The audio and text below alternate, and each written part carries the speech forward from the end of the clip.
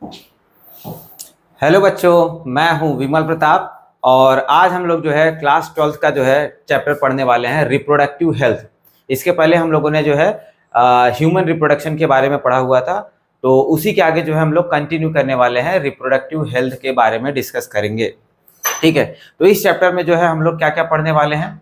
इस चैप्टर में जो है हम लोग ह्यूमन से ही रिलेटेड सारी प्रॉब्लम्स को, सारे सॉल्यूशंस को देखने वाले हैं कि रिप्रोडक्शन से रिलेटेड क्या क्या ह्यूमंस में प्रॉब्लम्स आती हैं, क्या क्या ह्यूमंस नॉर्मली प्रॉब्लम को फेस करते हैं, उनके सॉल्यूशंस क्या क्या हो सकते हैं। ठीक है, और हम लोग जो है इसमें बर्थ कंट्रोल के बारे में पढ़ेंगे। ठीक है, उसके साथ में जो है हम लोग कुछ सेक्सुअली ट्रांसमिटेड डिजीज के बारे में भी डिस्कस करेंगे। ठीक है, कौन से क्योरेबल डिजीज होती हैं, कौन से नॉन क्योरेबल डिजीज होती हैं, कैसे ये एसटीडीज फैलती हैं, इसके बारे में भी हम लोग जो है यहाँ पर डिस्कस करेंगे। और उसके साथ में ही जो है हम लोग इनफर्टिलिटी के बारे में डिस्कस करेंगे। ठीक है, इनफर्टिलिटी के बारे में डिस्कस करेंगे कि ह्यूमंस में कैसे इनफर्टिलिटी हो जाता है और इनफर्टिलिटी का सॉल्यूशन क्या हो सकता है, उसको भी जो है हम लोग यहाँ पर डिस्कस करेंगे। ठीक है, तो मेजर यहाँ पर जो है 4 से 5 पॉइंट ही है इस चैप्टर के अंदर, तो इसको जो है हम लोग वन शॉट में ही कंप्लीट करने वाले हैं। ठीक है, रिप्रोडक्टिव हेल्थ को वन शॉट में ही कंप्लीट करेंगे। आप लोग भी एकदम जो है तैयार हो जाइएगा कॉपी पेन लेकर के, या फिर सिंपली आप एनसीईआरटी लेकर के बैठ सकते हैं, क्योंकि पूरा एनसीईआरटी बेस्ड ही है ये। और एनसीईआरटी की जो है कह सकते हैं मेन पॉइंट्स को यहाँ पर हमने इंक्लूड करा हुआ है। ठीक है, तो आपको जो है बिल्कुल भी डाउट नहीं होने वाला है। ये चैप्टर जैसे ही खत्म हो जाएगा आपको एकदम मस्त मजा आ जाएगा भाई पढ़ करके। ठीक है, एकदम से ऐसा लगेगा कि भाई कल्याण हो गया आपका। चैप्टर नंबर ये जो थर्ड है reproductive health, reproduction, human reproduction का जो सेकंड पार्ट होता है वो एकदम से क्लियर हो जाएगा आपका। ठीक है, तो चलिए चालू करते हैं हम लोग रिप्रोडक्टिव हेल्थ के बारे में देखते हैं। ठीक है, देखिए रिप्रोडक्टिव हेल्थ को जो है हम लोग यहाँ पर कंटिन्यू करते हैं। सबसे पहले क्या पॉइंट आता है? सबसे पहले यही पॉइंट आता है कि भाई ह्यूमंस को रिप्रोडक्शन से रिलेटेड या फिर रिप्रोडक्टिव पूरे साइकिल में, रिप्रोडक्शन के पूरे साइकिल में क्या क्या प्रॉब्लम्स आता है, या फिर नॉर्मली हमारे सोशल में, हमारे समाज में क्या होता है, रिप्रोडक्शन से रिलेटेड क्या क्या प्रॉब्लम आ सकता है, उसको जो है सबसे पहले हम लोग डिस्कस करते हैं। ठीक है, ओवरऑल हम लोग क्या क्या प्रॉब्लम्स फेस करते हैं इसमें। देखिए सबसे पहला जो बेसिक प्रॉब्लम है, ठीक है, सबसे पहला जो बेसिक प्रॉब्लम है वो क्या है? Uncontrolled population growth. ठीक है, अब देखिए ये कैसे एक प्रॉब्लम हो सकता है भाई रिप्रोडक्शन से रिलेटेड। रिप्रोडक्शन से रिलेटेड ये प्रॉब्लम ऐसे हो सकता है कि अगर आपको जो है सही से जानकारी नहीं है, मान लीजिए आपको सही से जानकारी नहीं है कि भाई जो है कितने महीने, मतलब नॉर्मली फीमेल कब प्रेग्नेंट हो सकती है, कब प्रेग्नेंट नहीं हो सकती है, ये सारी चीज़ों के बारे में जानकारी नहीं है। तो उस केस में क्या होगा कि नॉर्मली आदमी क्या कर रहा है, नॉर्मली जो है जो कपल्स होते हैं वो मान लीजिए सेक्सुअल इंटरकोर्स करें, उनको पता ही नहीं है कि प्रेगनेंसी कब हो सकती है, कब नहीं हो सकती है। तो उस केस में हर समझ लीजिए कि मान लीजिए एक प्रेगनेंसी हुई, मान लीजिए 1 साल में जो है फीमेल का नॉर्मल जो गेस्टेशन पीरियड होता है वो कितने टाइम का होता है? 9 महीने का होता है। तो 9 महीने बाद मान लीजिए फीमेल की डिलीवरी हुई। ठीक है, तो अब उसके बाद क्या होता है, नॉर्मली क्या होता है कि 6 से 7 महीने का जो है कह सकते हैं यहाँ पर जो है पीरियोडिक एब्सटिनेंस होता है। पीरियोडिक एब्सटिनेंस में क्या होता है कह सकते हैं हम लोग, फीमेल के अंदर जो है फीमेल के अंदर जो है कुछ हार्मोनल इम्बैलेंस रहता है, जिसकी वजह से जो है फीमेल का यूट्रस जो होता है कैपेबल नहीं होता है फॉर द नेक्स्ट प्रेगनेंसी। तो मान लीजिए 5-6 महीने का गैप मिल जाता है, लेकिन उसके बाद मान लीजिए फिर से उस कपल ने जो है सेक्सुअल इंटरकोर्स करा, तो फिर से क्या हो सकता है, फीमेल प्रेग्नेंट हो सकती है। तो उस केस को भी जो है हम लोग को यहाँ पर उस केस के लिए भी लोगों को अवेयर करना पड़ेगा कि भाई जो है ऐसे कॉन्टिन्यूअस सेक्सुअल इंटरकोर्स नहीं करना चाहिए, या फिर जो है कह सकते हैं आप अवॉइड कर सकते हैं, आप बर्थ कंट्रोल का इस्तेमाल कर सकते हैं, ताकि जो है ये हमारे जो इंडिया की पॉपुलेशन या फिर हमारे पूरे प्लेनेट अर्थ की पॉपुलेशन जो इतनी ड्रास्टिकली बढ़ते जा रही है उसको हम लोग कंट्रोल कर सके। ठीक है, तो अनकंट्रोल्ड पॉपुलेशन ग्रोथ भी क्या है, एक प्रकार का प्रॉब्लम ही है। ठीक है, तो इसको भी हमको एड्रेस करना पड़ेगा, इसके बारे में भी देखना पड़ेगा कि इसको हम लोग कैसे कंट्रोल कर सकते हैं। ठीक है, तो अनकंट्रोल्ड पॉपुलेशन ग्रोथ भी क्या है, एक प्रकार का प्रॉब्लम ही है। नेक्स्ट है सेक्स अब्यूज। सेक्स अब्यूज तो भाई ये बहुत बड़ी प्रॉब्लम है। सेक्स अब्यूज में क्या होता है, सेक्स अब्यूज मतलब होता है, कह सकते हैं किसी चीज का मिस यूज करना, उसको बोलते हैं अब्यूज। तो यहाँ पर सेक्स का मिस यूज करा जा रहा है तो इसको बोलते हैं सेक्स अब्यूज। जैसे मान लीजिए किसी के साथ छेड़खानी करना, लड़कियों के साथ, लड़के के साथ, बच्चों के साथ, किसी के साथ भी जो है छेड़खानी करना, वो किसके अंतर्गत आ जाएगा, सेक्स अब्यूज के अंतर्गत आ जाता है। ठीक है, अब ऐसा ना सोचेगा कि लड़के के साथ कौन कर रहा है, भाई लड़कों के साथ भी हो रहा है। ठीक है, मतलब मान लीजिए जो चाइल्ड होते हैं, बच्चे होते हैं, ठीक, उनके साथ में हो रहा है, लड़का है चाहे लड़की है, ठीक है, उनके साथ में जो है ये बदतमीजी हो जाती है, ठीक है, लोग ऐसा करते भी होंगे, ठीक है, करते हैं शायद।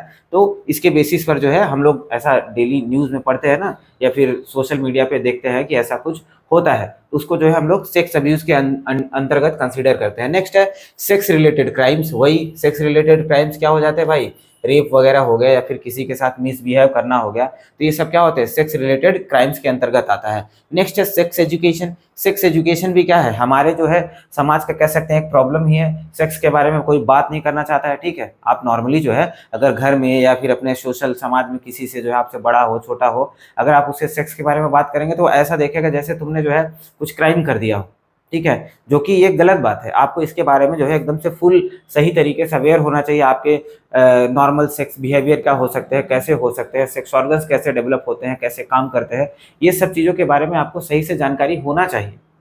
ये जो है नॉर्मली आप कह सकते हैं कि इसके बारे में बात ना करना भी एक प्रकार की जो है कह सकते हैं प्रॉब्लम ही है हमारे समाज में, ठीक है। तो सेक्स एजुकेशन के बारे में जानकारी ना होना भी क्या है, एक प्रॉब्लम ही है, ठीक है। नेक्स्ट है सेक्स डिटर्मिनेशन। ये भी भाई एक प्रकार की बहुत बड़ी मतलब प्रॉब्लम कह सकते हैं। सेक्स डिटर्मिनेशन में क्या प्रॉब्लम होता है कि इसमें क्या होता है, नॉर्मली जो कपल्स होते हैं, कोई फीमेल अगर प्रेग्नेंट है तो वो लोग क्या करते हैं, अपने बच्चे का सेक्स डिटरमाइन करने के लिए, मेल है या फीमेल है वो बेबी, उसको डिटरमाइन करने के लिए जो है अम्नियोसेंटेसिस करते हैं। अम्नियोसेंटेसिस क्या होता है, एक कह सकते हैं मेडिकल प्रोसेस होता है, एक मेडिकल प्रोसेस होता है जिसकी मदद से जो है हम लोग या फिर ह्यूमंस जो है डिटरमाइन कर सकते हैं, सेक्स डिटरमाइन कर सकते हैं। किसका, चाइल्ड का, सेक्स डिटरमाइन कर सकते हैं किसी भी चाइल्ड का। अब मान लीजिए कोई ह्यूमन कपल है जिसको मेल बेबी चाहिए होगा, तो सेक्स डिटरमाइन करेगा, तो पता करेगा कि भाई वो बच्चा मेल है या फीमेल है। अगर मेल है तो तब चलो अच्छी बात है, अगर फीमेल होगा तो क्या करा देगा, फिटिसाइड करा देगा, मतलब बच्चे का जो है कह सकते हैं अबॉर्शन करा देगा, ठीक है, बच्चे को गिरा देगा या फिर अबॉर्ट करा देगा। तो उस केस में क्या होगा, बच्चे को मार दिया ना आपने, तो ये क्या हो जाता है, ये एक प्रकार का जो है कह सकते हैं डिस्क्रिमिनेशन होता है, सेक्स डिटर्मिनेशन करके, ठीक है, सेक्स डिटर्मिनेशन करके आपने क्या कर दिया, बच्चों के बीच में भेदभाव करा ना, ठीक है। आपको मेल बच्चा चाहिए था तो फीमेल को आपने मार डाला। ज्यादातर यही जो होता है समाज में हमारे होता है कि फीमेल फिटिसाइड करा दिया जाता है। फीमेल फिटिसाइड, फीटस मतलब होता है बेबी, फिटिसाइड को मतलब, फिटिसाइड का मतलब हो जाएगा बेबी को किल करना, ठीक है, बेबी को मार डालना, ठीक है। माँ के जब यूट्रस में गर्भ में होता है उसी टाइम पर क्या करते हैं हम लोग, उसको गिरा देते हैं या फिर अबॉर्ट करा देते हैं, ठीक है, मेडिकली जो है उसको टर्मिनेट करवा देते हैं, उसी को हम लोग बोलते हैं अबॉर्शन, ठीक। तो ये तो नॉर्मली फीमेल के केस में होता है। मान लो ऐसा भी होता है कि नॉर्मली जो है कह सकते हैं किसी को फीमेल बेबी ही चाहिए होगा, तो मान लीजिए मेल होगा तो मेल बेबी को किल कर देते हैं। तो नॉर्मली हम लोग कह सकते हैं फिटिसाइड जो है, अम्नियोसेंटेसिस एक टेक्निक होता है जिसकी मदद से क्या करते हैं हम लोग, फिटिसाइड करवाते हैं, ठीक है। अम्नियोसेंटेसिस से नॉर्मली पहले सेक्स डिटरमाइन कर लेंगे, आपको जो है जो रिक्वायर्ड सेक्स होगा अगर वो मिल रहा है तो ठीक है, नहीं मिल रहा है तो आप लोग क्या करते हैं, नॉर्मली ह्यूमंस क्या करते हैं, फिटिसाइड करवा देते हैं। तो अब अम्नियोसेंटेसिस जो किस टाइम ड्यूरेशन पे जो है करवाना सेफ होता है, तो ये नियरली जो है 16 to 22 वीक्स के अंदर ही करवा लेना चाहिए, ठीक है। नहीं तो इसके बाद जो है बेबी ज़्यादा डेवलप हो जाता है तो उस टाइम पर एबॉर्ट करवाना जो है मतलब कह सकते हैं कि खतरनाक हो जाता है, मतलब जो मदर होती है उसके लिए भी जो है जानलेवा हो सकता है। तो उस केस में जो है हम लोग कहते हैं, डॉक्टर्स अलाउ करते हैं या फिर कह सकते हैं सलाह देते हैं कि 16 to 22 वीक्स के अंतर्गत ही या फिर अंदर ही क्या करना चाहिए, आपको अम्नियोसेंटेसिस करवाना चाहिए। देखिए मैंने यहाँ पर अम्नियोसेंटेसिस का डायग्राम बना करके दिखाया हुआ कि कैसे अम्नियोसेंटेसिस करवाया जाता है। देखो ये बेबी है, डेवलप हो रहा है यूट्रस के अंदर, ठीक है। अब यूट्रस के अंदर जब बेबी डेवलप हो रहा होता है ना, तो इसके अंदर फ्लूइड होता है, इसके अंदर ये फ्लूइड भरा हुआ होता है जिसके अंदर बेबी जो है फ्लोट कर रहा होता है। तो अब हम लोग क्या करते हैं, उस फ्लूइड को जो है हम लोग बोलते हैं अम्नियोटिक फ्लूइड। क्या बोलते हैं, अम्नियोटिक फ्लूइड बोलते हैं, अम्नियोटिक फ्लूइड बोलते हैं। अब हम लोग क्या करते हैं, इंजेक्शन की मदद से उस फ्लूइड को जो है हम लोग एक्सट्रैक्ट करते हैं, ठीक है, उस फ्लूइड को हम लोग थोड़ा सा एक्सट्रैक्ट करते हैं। अब जो बेबी होता है उसके कह सकते हैं उसके सेल्स भी, जैसे जैसे बेबी ग्रो कर रहा होता है उसके सेल्स भी क्या करते हैं, डेड करके शेड होते रहते हैं, उस अम्नियोटिक फ्लूइड में भी डेड होकर के ऐसे शेड कर जाएंगे, मतलब गिर जाते हैं, ठीक है। तो उस केस में जब हम लोग फ्लूइड निकालते हैं तो उसमें क्या होगा, बेबी के कुछ सेल्स भी चले आते हैं। तो बेबी के जब कुछ सेल चले आते हैं तो उसको जो है हम लोग टेस्ट करके पता कर लेते हैं कि ये सेल जो है इसके अंदर जो है एक्स क्रोमोसोम है या फिर वाई क्रोमोसोम है। अगर एक्स क्रोमोसोम है तो मान लीजिए वो फीमेल हो जाएगा, वाई क्रोमोसोम है तो वो मेल हो जाएगा। तो इसके बेसिस पर जो है हम लोग पता कर सकते हैं कि वो बेबी क्या है, मेल है या फिर फीमेल है, ठीक। नेक्स्ट आगे देखते हैं, एक प्रॉब्लम और है भाई, एसटीडीज का। एसटीडीज का मतलब क्या होता है? Sexually transmitted disease. Sexually transmitted disease. Sexually transmitted disease, इसमें क्या होता है कि भाई सेक्सुअल कांटेक्ट की वजह से अगर कोई बीमारी जो है एक बंदे से दूसरे बंदे में या फिर one person to another person transfer होता है, तो इसको जो है ऐसी टाइप्स की डिजीज को हम लोग बोलते हैं सेक्सुअली ट्रांसमिटेड डिजीज। ठीक है, तो ये भी एक प्रॉब्लम है, इसके बारे में भी जो है हम लोग डिस्कस करेंगे। तो ये तो हो गया मेजर प्रॉब्लम जो कि आपकी एनसीईआरटी हमको बताती है, और या फिर हमारे समाज में ये सारी चीजें हम लोग देखते हैं। ठीक है, हम अपने जो है इन्वायरमेंट में, अपने सराउंडिंग में ये सारी प्रॉब्लम्स को फेस कर रहे होते हैं। तो इनका सोल्यूशन क्या हो सकता है? तो नेक्स्ट पेज पे हम लोग यही इनका सोल्यूशन देखेंगे थोड़ा सा कि सोल्यूशन क्या हो सकता है भाई। सबसे पहली बात अगर पॉपुलेशन एक्सप्लोजन हो रहा है, पॉपुलेशन ओवरलोड हो रही है, तो उसके लिए जो है हम लोग क्या कर सकते हैं? फैमिली प्लानिंग कर सकते हैं। और फैमिली प्लानिंग की टेक्निक को जो है इंडियन गवर्नमेंट ने 1951 में लाया था। ये बहुत इंपॉर्टेंट है, इसके ऊपर क्वेश्चन पूछा गया है कि फैमिली प्लानिंग को जो है इंडियन गवर्नमेंट ने कब इंट्रोड्यूस करा हुआ था? तो 1951 में। कब किया था? 1951 में जो है इसको इंट्रोड्यूस किया था। तो ये बहुत इंपॉर्टेंट है, इसको ध्यान देना है आपको। ठीक है, नेक्स्ट एक प्रोग्राम और लॉन्च किया था इंडियन गवर्नमेंट ने, रिप्रोडक्टिव चाइल्ड हेल्थ केयर। ठीक है, reproductive and child health care. Reproductive and child health care का मतलब क्या हो गया? इसमें जो है हम लोग रिप्रोडक्शन से रिलेटेड जो है किसी भी कपल को जानकारी देते हैं, उसके साथ में अगर कोई फीमेल प्रेग्नेंट है तो उस मदर को क्या क्या करना चाहिए, क्या क्या नहीं करना चाहिए, वो सारी चीजों के बारे में जानकारी देते हैं। और उसके साथ में ही क्या करते हैं हम लोग, जो बेबी होता है उसका केयर कैसे कर सकते हैं उसके बारे में भी जो है हम लोगों को अवेयर करते हैं। ठीक है, लोगों को समझाते हैं कि भाई आपको हॉस्पिटल में विजिट करना चाहिए, बेबी का कैसे केयर करना है वो सब ध्यान देना चाहिए, और जो डिलीवरी होता है उसको भी आपको हॉस्पिटल में ही करना चाहिए। तो ये सारी चीज़ों के बारे में जो हम लोग अवेयर करवाते हैं लोगों को, ये किसके अंतर्गत आता है? RCH के अंतर्गत आता है। इसका फुल फॉर्म क्या है? Reproductive and child health care. ठीक है, तो ये प्रोग्राम भी जो है इंडियन गवर्नमेंट ने लॉन्च करा हुआ था।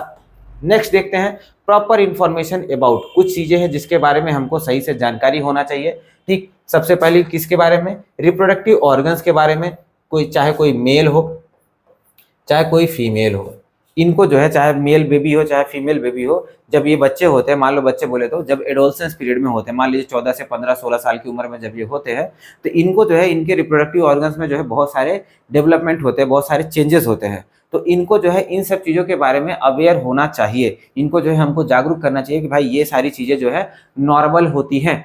ठीक है, ऐसा नहीं कि मान लो किसी के बॉडी में कुछ चेंजेस हो रहा है, उसको पता नहीं क्या हो रहा है क्या नहीं हो रहा है, अब उसको लग रहा है कि कुछ गलत हो रहा है या कुछ सही हो रहा है, क्या हो रहा है कुछ नहीं पता उसको। ठीक है, वो डर रहा है, वो घबरा रहा है कि क्या चीज़ें हैं, कैसे ये हो रहा है चीज़ें। ठीक है, तो अब इस केस को जो है हम लोग कैसे समझा सकते हैं अपने बच्चों को ये चीज़ें सिखा सकते हैं सेक्सुअल एजुकेशन के थ्रू, या फिर कह सकते हैं सेक्स एजुकेशन के थ्रू जो है उनको हम लोग बता सकते हैं, सिखा सकते हैं, उनको जो है सेक्स ऑर्गन्स के बारे में अवेयर करवा सकते हैं कि भाई ये प्रॉपर होता है, ये ऐसे सेक्स ऑर्गन्स होते हैं, इनके अंदर ऐसे डेवलपमेंट होता है, ये चेंजेस आते हैं। तो ये सारी चीज़ों के बारे में जो है हमको प्रॉपर जानकारी देना चाहिए अपने बच्चों को भी। ठीक है, नेक्स्ट देखते हैं। नेक्स्ट क्या है? Adolescence related changes. अभी वही चीज़ बताया मैंने कि जो है एडोलसेंस में क्या क्या चेंजेस आते हैं। मान लीजिए कोई बेबी है, कोई मतलब लड़का है या लड़की है, वो कौन सी उम्र में है? 13 से 14 साल की उम्र में है। यहाँ पर क्या हो रहा है? ट्रांसफॉर्मेशन हो रहा है ना। वो अब क्या हो रहा है?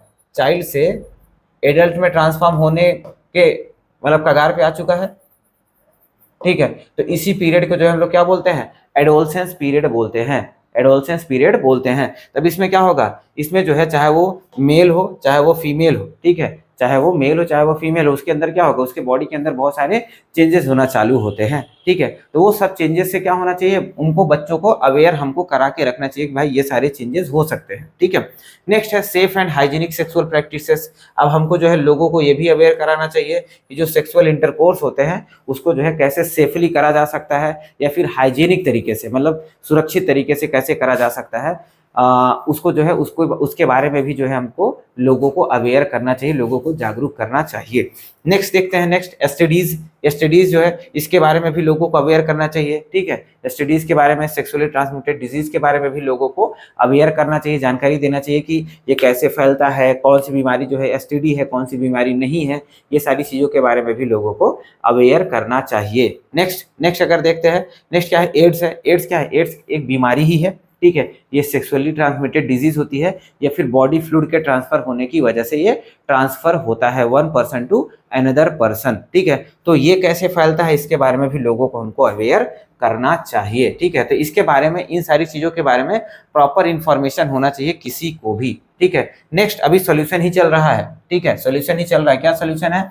नेक्स्ट सॉल्यूशन है बर्थ कंट्रोल ऑप्शन। देखो पहले तो हम लोगों ने पहला देखा था फैमिली प्लानिंग ना, तो फैमिली प्लानिंग के बाद जो है नेक्स्ट ये हम लोग बता रहे हैं कि बर्थ कंट्रोल ऑप्शंस के बारे में भी लोगों को पता होना चाहिए कि कैसे जो है हम लोग बर्थ को कंट्रोल कर सकते हैं, बच्चों को जन्म देना कैसे हम लोग कंट्रोल कर सकते हैं, इसके बारे में भी लोगों को सही से जानकारी होना चाहिए। क्या क्या तरीके अपनाए जा सकते हैं, किसकी मदद से जो है हम लोग ऐसे अंधाधुंध बच्चे पैदा करना बंद कर सकते हैं, उसके बारे में भी लोगों को अवेयर करना चाहिए, ठीक है। और नेक्स्ट क्या कह रहा है, केयर ऑफ प्रेग्नेंट मदर। इसको जो हम लोगों ने आरसीएस में ही बताया था कि फीमेल जो मदर होती है उसको, अगर वो फीमेल जो प्रेग्नेंट है उसकी केयर कैसे कर सकते हैं या फिर कैसे करना चाहिए, उसके बारे में अवेयर कराना चाहिए हमको। नेक्स्ट कह रहा है postnatal care of mother and child, वही बेबी के डिलीवरी के टाइम पर, ठीक है, बेबी के डिलीवरी के बाद, बेबी जो होता है बेबी उसके डिलीवरी के बाद जो है मदर का कैसे केयर करना है, बच्चे का कैसे केयर करना है, उसके बारे में सही जानकारी होना चाहिए। नेक्स्ट कह रहा है कि इंपॉर्टेंस ऑफ ब्रेस्ट फीडिंग, बच्चों को जो है माँ को अपना ही दूध क्यों पिलाना चाहिए, उसकी क्या जरूरत होनी चाहिए, उसके क्या फायदे होते हैं, ठीक है, क्या नुकसान होते हैं, उसके बारे में भी लोगों को मतलब हमको अवेयर करवाना चाहिए, ठीक है। तो ब्रेस्ट फीडिंग जो है एक इम्पॉर्टेंट होता है, मतलब कह सकते हैं कि इंपॉर्टेंट प्रोसेस है, इसको जो है नॉर्मली लोगों को करना चाहिए, ब्रेस्ट फीडिंग ही करना चाहिए बेबी को, क्योंकि उसके अंदर ढेर सारे जो है कह सकते हैं न्यूट्रिएंट्स होते हैं, एंटीबायोटिक्स होते हैं, एंटीबॉडीज होते हैं, जो क्या करता है बेबी के इम्यून सिस्टम को बूस्ट करने में हेल्प करता है,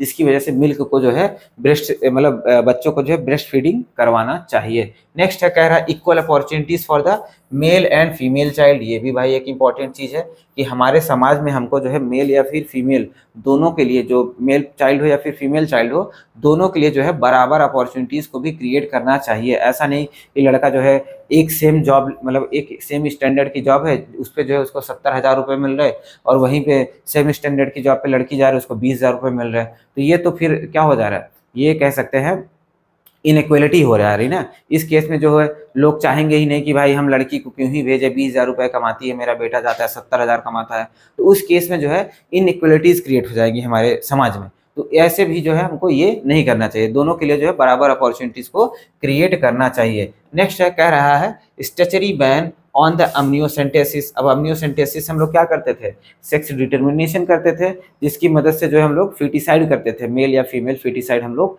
कर देते थे। तो उसको जो है कह रहा है कि स्टेचरी बैन कर देना चाहिए। स्टेचरी बैन का मतलब होता है कानूनी तरीके से, ठीक है, कैसे कानूनी तरीके से जो है हमको इसको बैन कर देना चाहिए। स्टेचरी मतलब होता है कानूनी, ठीक है। तो संवैधानिक तरीके से हमारे कॉन्स्टिट्यूशनली जो है उसको हमको बैन कर देना चाहिए अम्नियोसेंटेसिस को, ठीक है। नेक्स्ट अगर हम लोग देखते हैं पॉपुलेशन एक्सप्लोजन। सबसे पहला तो हमारा यही प्रॉब्लम था ना भाई, कि सबसे बड़ा प्रॉब्लम क्या था, पॉपुलेशन, ठीक है। पॉपुलेशन ग्रोथ जो है इतना तेजी से जो बढ़ रहा है हमारा, ये भी एक प्रॉब्लम ही था ना हमारा, ठीक है। तो सबसे पहले हम लोग यही देखेंगे पॉपुलेशन एक्सप्लोजन कैसे हुआ, ठीक है। एक्सप्लोजन का मतलब होता है विस्फोट, ठीक है, जो फटाफट ढेर सारे जो है कह सकते हैं ह्यूमन पॉपुलेशन इतना तेजी से बढ़ी, उसी को जो है बोला जा रहा है पॉपुलेशन एक्सप्लोजन, ठीक है। देखिए दुनिया में अगर देखें हम लोग, दुनिया की बात हो रही है, अगर हम लोग 1900 में देखें, ठीक है, ईयर 1900 में अगर देखते हैं तो दुनिया का पॉपुलेशन कितना था, 2 बिलियन था, दुनिया का पॉपुलेशन 2 बिलियन था। अगर वहीं लेकिन हम आ जाते हैं ईयर 2000 में अगर आ जाते हैं तो उस टाइम पे पॉपुलेशन कितना हो जा रहा है, 6 बिलियन। कितना पॉपुलेशन हो जा रहा है, 6 बिलियन। सोचो 100 सालों में कितना पॉपुलेशन हो गया, 100 सालों में 3 गुना पॉपुलेशन जो है बढ़ जा रहा है। और वही इंडिया की बात करते हैं तो इंडिया में जो है अगर 1947 की बात करते हैं, जब हमारा देश आज़ाद हुआ था, तो उस समय जो है हमारे देश की पॉपुलेशन कितनी थी, 350 मिलियन।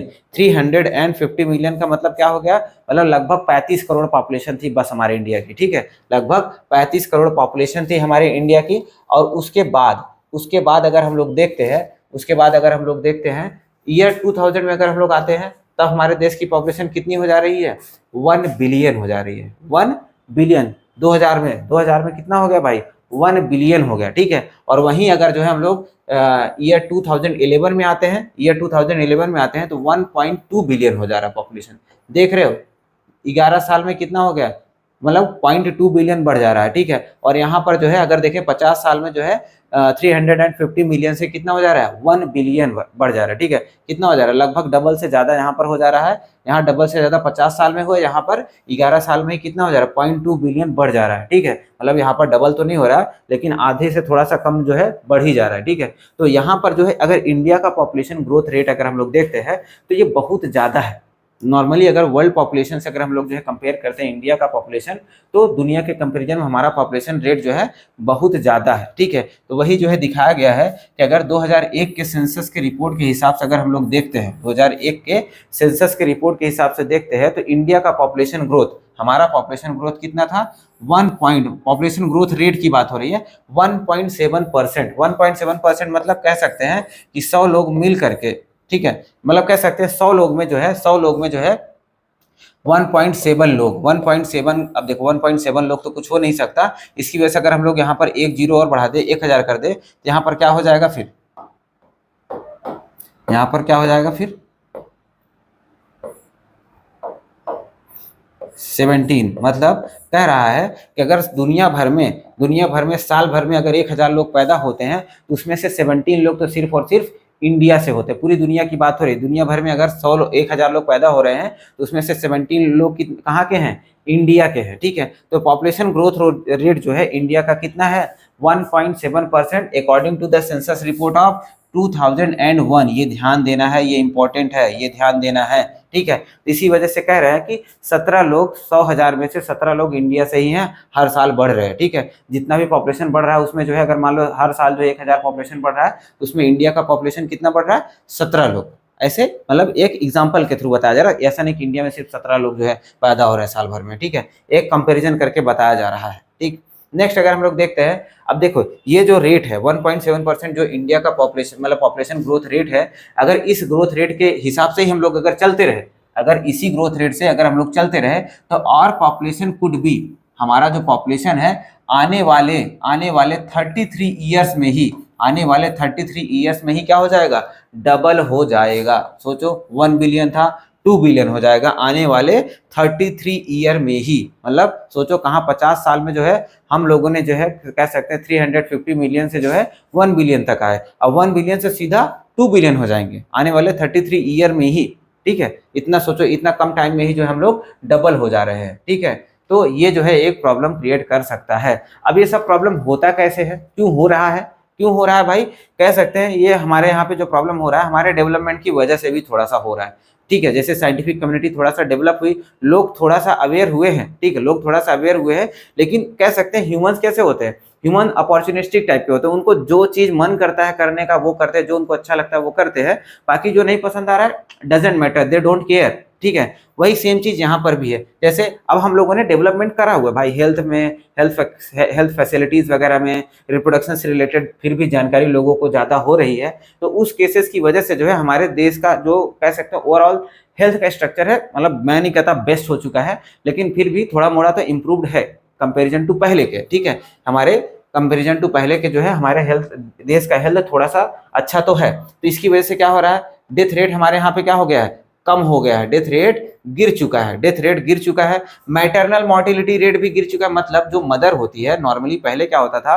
मदर जब बेबी को डिलीवर करती थी उस टाइम पर बहुत बार मदर्स की डेथ हो जाती थी, लोग संभाल नहीं पाते थे सही से, जो है बच्चे की डिलीवरी नहीं करा पाते थे, उस केस में बच्चे की डेथ हो जाती थी। तो लेकिन आज हम लोग मेडिकली इतना सफिशिएंट है कि हम जो है नॉर्मल अच्छी डिलीवरी करा सकते हैं और डॉक्टर से कंसल्ट भी करते हैं लोग, तो इस केस में जो है मदर की डेथ नहीं हो रही होती है। और नेक्स्ट क्या है, इन्फेंट मोर्टिलिटी रेट, इन्फेंट मतलब होता है बेबी, बेबी का मोर्टिलिटी रेट भी क्या हुआ है, कम हुआ है, क्योंकि भाई हमारे पास मेडिकल फैसिलिटीज क्या है, इंप्रूव्ड है। तो इस केस में बच्चे भी जो है नॉर्मली जो बच्चे डिलीवर हो रहे हैं वो भी नहीं मर रहे हैं, ठीक है। इससे भी क्या हो जा रहा है हमारा, कह सकते हैं मतलब कह सकते हैं पॉपुलेशन बढ़ ही रहा है ना, जब कोई मर ही नहीं रहा है तो ऑब्वियस बात है पॉपुलेशन रेट बढ़ेगा ही, ठीक है। तो वही कह रहा है कि नेक्स्ट क्या है, next population of the reproductive age, number of population sorry number of people of the reproductive age क्या हो जा रहे हैं, बढ़ रहे हैं। अब बताओ ढेर सारे नए बच्चे पैदा हो रहे हैं, ठीक है, बूढ़े मर नहीं रहे हैं, तो ऑब्वियस बात है पॉपुलेशन क्या होगा, बढ़ेगा। हेल्दी कह सकते हैं जो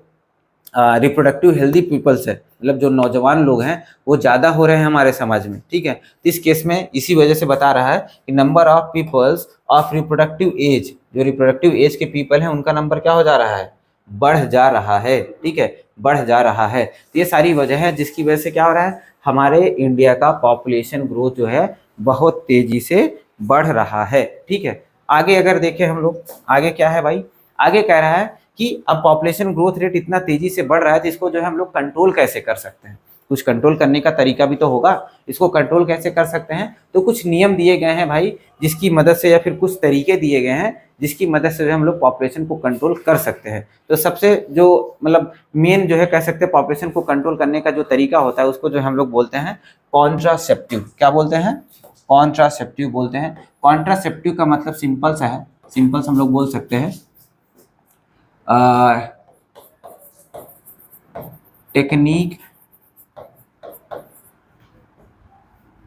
to control birth.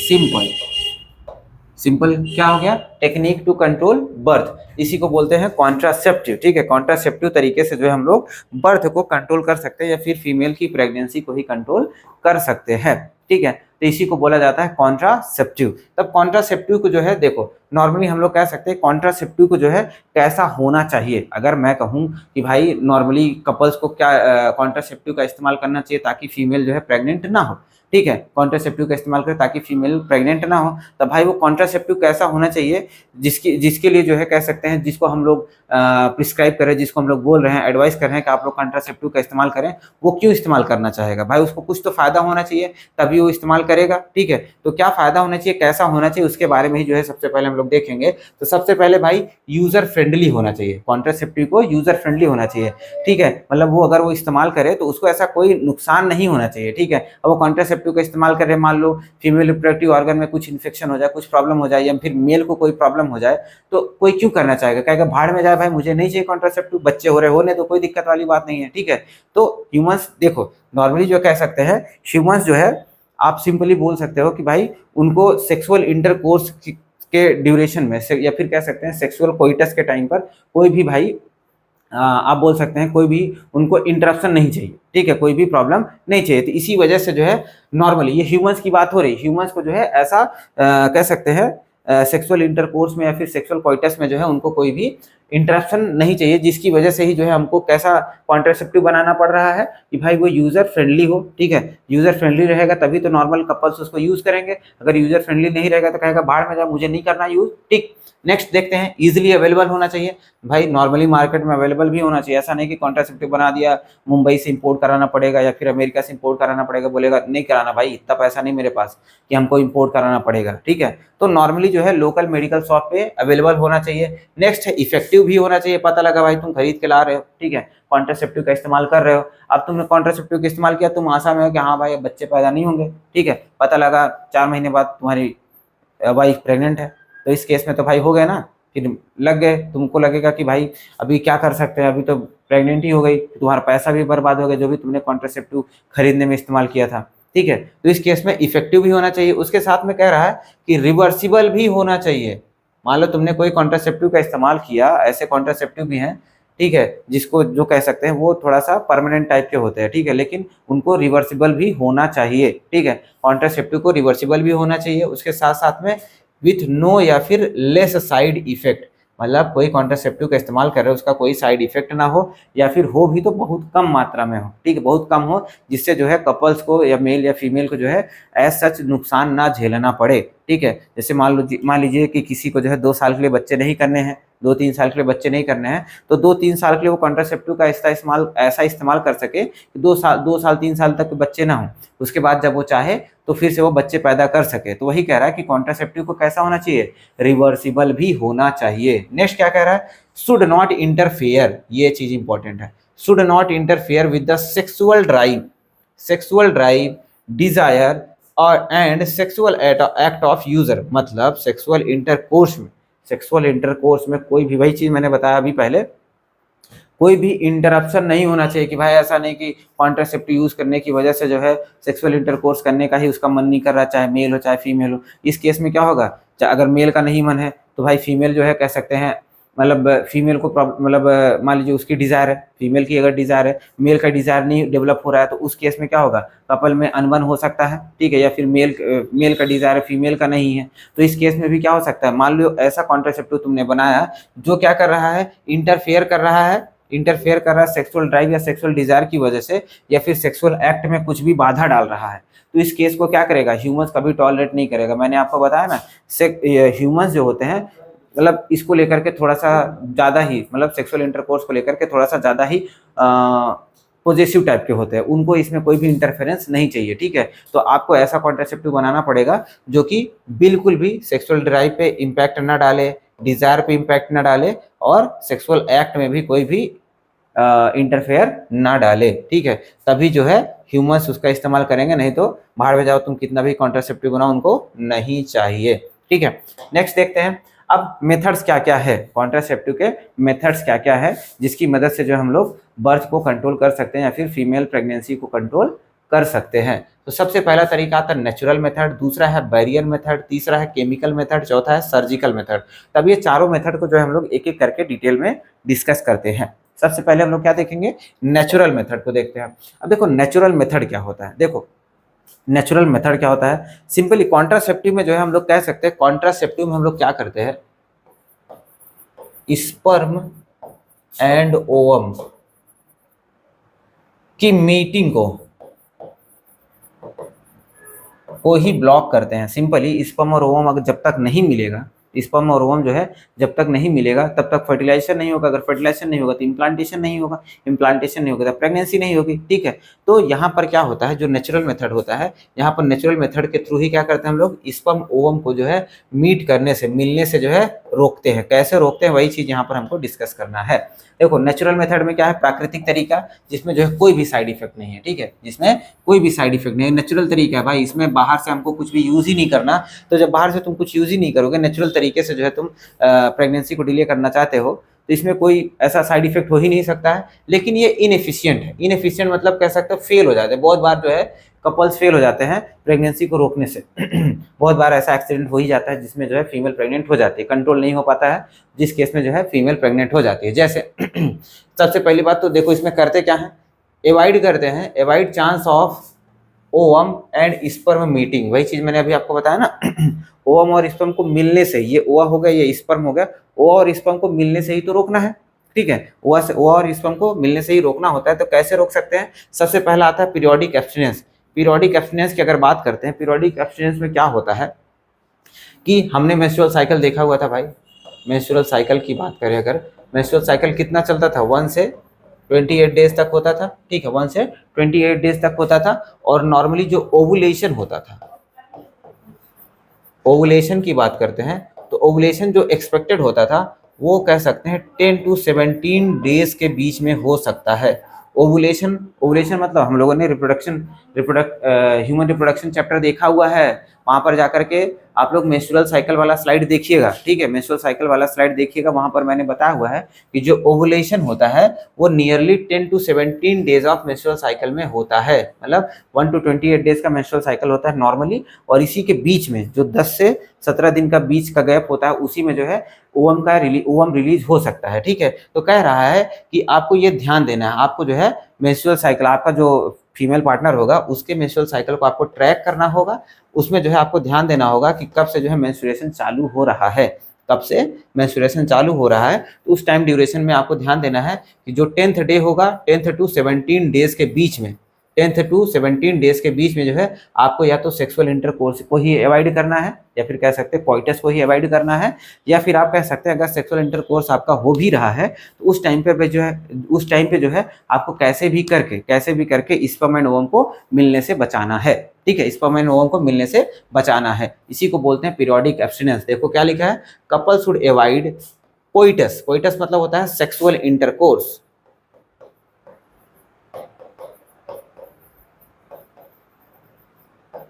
Sexual intercourse. ठीक है, कोइटस मतलब सेक्सुअल इंटरकोर्स होता है।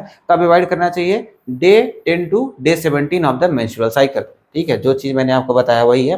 ठीक है, when the ovulation could be expected, जब ओवुलेशन हो सकता है, इसी को क्या बोलते हैं, पीरियोडिक एब्स्टिनेंस बोलते हैं।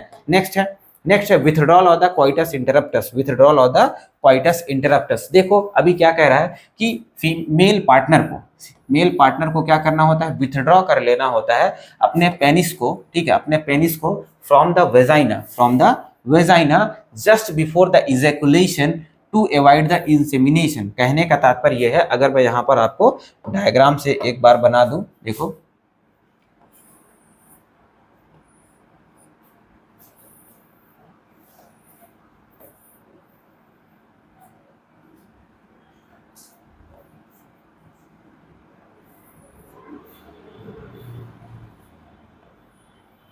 ठीक है, ये मान लीजिए ये यूट्रस है, रिप्रोडक्टिव सिस्टम है, और ये आगे वाले पोर्शन को क्या बोलते हैं हम लोग, वेजाइना बोलते हैं।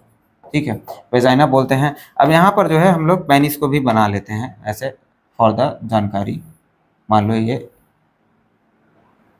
पेनिस है। ठीक है, अब यहाँ पर क्या हो रहा है, कह रहा है कि जैसे ही इजैकुलेशन होने वाला होगा, जैसे ही मेल क्या करने वाला होगा, इजैकुलेट करने वाला होगा। इजैकुलेशन मतलब कह सकते हैं स्पर्म का रिलीज होना, इजैकुलेशन मतलब रिलीज ऑफ स्पर्म।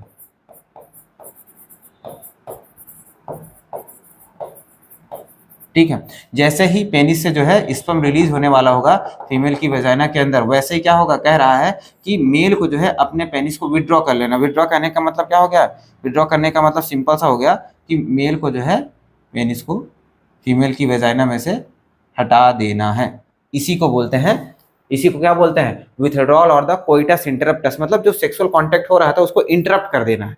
जैसे ही मेल का जो है कह सकते हैं इजैकुलेशन होने वाला है या फिर स्पर्म डिस्चार्ज होने वाला है, उसी टाइम पर क्या करना है, विथड्रॉ कर लेना है या फिर पेनिस को हटा लेना है। ठीक है, इसी को बोलते हैं कोइटस इंटरप्टस, या फिर क्या बोलते हैं, विथड्रॉल मेथड बोलते हैं। ठीक है, तो इसमें भी आप इंसेमिनेशन से बचा सकते हैं, मतलब फीमेल की वेजाइना में अगर जब स्पर्म गिरेगा ही नहीं, ठीक है, इजैकुलेट ही नहीं हुआ होगा तो इंसेमिनेशन होगा ही नहीं। जब इंसेमिनेशन नहीं होगा तो फर्टिलाइजेशन नहीं होगा तो फिर प्रेगनेंसी नहीं हो सकती है।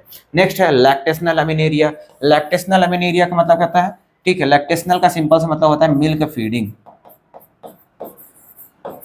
इस टाइम पर क्या होता है कि फीमेल जो मदर होती है ये क्या कर रही होती है, ये अपने बेबी को मिल्क फीड करती है, मिल्क फीड कर रही होती है। तो ये कब का टाइम पीरियड होता है, लैक्टेशनल अमीनेरिया जो कब का टाइम पीरियड होता है, ये समझ लीजिए कोई फीमेल है जिसने जो है अभी अभी जस्ट बर्थ दिया है, बेबी को अभी अभी जस्ट बर्थ दिया हुआ है। तो अभी अभी जस्ट बर्थ दिया है तो लगभग जो है 6 महीने तक जो है वो मदर जो है अपने बेबी को मतलब इंटेंस मिल्क फीडिंग कराती है। मदर लगभग 6 महीने तक जो है अपने बेबी को इंटेंस मिल्क फीडिंग कराती है। इंटेंस मिल्क फीडिंग का मतलब ये होता है कि भाई उस टाइम पीरियड में जो है बच्चा जो है अभी ग्रो कर रहा है तो उसको मिल्क फीड ज़्यादा करने की जरूरत है।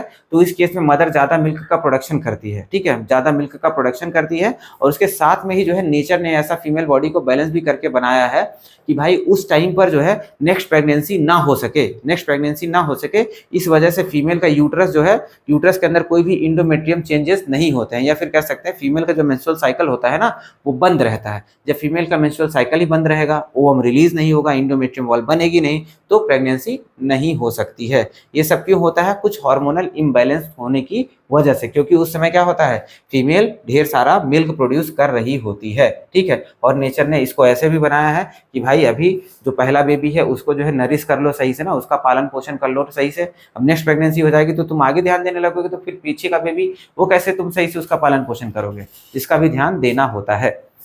ठीक है, इसमें क्या बताया जा रहा है, देखो कह रहा है कि एब्सेंस ऑफ द मेंस्ट्रुएशन का जो एब्सेंस है during the intense intense lactation, during the intense lactation up to the 6 month of the following parturition, up to the 6 month of the following parturition। तो आने वाले जो मतलब डिलीवरी के आने वाले लगभग 6 महीने तक जो है उस टाइम पर क्या होता है, फीमेल अपने बच्चे को इंटेंस मिल्क फीड कर रही होती है, जिस केस में क्या होता है, मेंस्ट्रुएशन एब्सेंट होता है। तो इस टाइम पर भी जो है आप सेक्सुअल इंटरकोर्स अपने मतलब जो भी आपका पार्टनर है उसके साथ कर सकते हैं, और उस केस में जो है कोई भी प्रेगनेंसी होने के चांसेस नहीं होते हैं। ठीक है, आगे देखें, अगर ये तो हो गया नेचुरल मेथड आपका। ठीक है, नेक्स्ट है बैरियर मेथड। बैरियर मेथड में क्या होता है भाई, इसमें जो है फिजिकल बैरियर का इस्तेमाल करते हैं, मतलब ऐसा कुछ अवरोध का इस्तेमाल करते हैं। जैसे जब रोड पे गाड़ी चलती रहती है तो बैरियर लगे रहते हैं ना, बैरियर लगे रहते हैं डाइवर्ट करने के लिए, गाड़ी रोकने के लिए, रोड पे वो लगे रहते हैं बैरियर, बड़े बड़े ऐसे ऐसे लगे रहते हैं ना, देखा होगा आप लोगों ने, ऐसे बैरियर्स लगे रहते हैं। ठीक है, तो ये ऐसे बैरियर होते हैं जो बाइक को रोकने का काम करते हैं या गाड़ी को रोकने का काम करते हैं। ऐसे ही जो है हम लोग भी जो है बहुत सारे ऐसे फिजिकल बैरियर का इस्तेमाल करते हैं, जिसकी मदद से जो हम लोग ओवम और स्पर्म को मिलने से रोक देते हैं, स्पर्म ओवम को मिलने से रोक देते हैं। इनको ही बोलते हैं हम लोग बैरियर मेथड। ठीक है, मतलब कह सकते हैं स्पर्म और ओवम के बीच में लोग दीवार खड़ी कर देते हैं। ठीक है, दीवार खड़ी कर देंगे तो स्पर्म ओवम तक जा ही नहीं पाएगा। जब स्पर्म ओवम तक नहीं जा पाएगा तो फर्टिलाइजेशन कहाँ से होगा, नहीं हो पाएगा ना। तो सबसे पहला हमारा आता है मेल एंड फीमेल कॉन्डम्स। ठीक है, मेल एंड फीमेल कॉन्डम्स। तो अब ये क्या होता है, जो कॉन्डम्स होते हैं ये भी एक प्रकार के कॉन्ट्रासेप्टिव हैं। ठीक है, ये भी एक प्रकार के कॉन्ट्रासेप्टिव हैं। ये मेल के लिए भी आते हैं, ये फीमेल के लिए भी आते हैं। मेल भी इसका इस्तेमाल कर सकते हैं, फीमेल भी इसका इस्तेमाल कर सकते हैं। ये जो कॉन्डम्स होते हैं ये थिन रबर, मतलब ऐसा कह सकते हैं पतले से रबर या फिर लैटेक्स के बने हुए होते हैं। ठीक है, लैटेक्स के सीथ, सीथ मतलब पतली मेम्ब्रेनस लाइक स्ट्रक्चर होता है। ठीक है, रबर का देखो यहाँ पर दिखाया हुआ है, ये ऐसा दिख रहा है ना आपको, ये ऐसा होता है। ठीक है, ये ऐसा रबड़ का जैसा होता है, रबड़ का बना हुआ होता है। यहाँ पर ये मेल कॉन्डम है।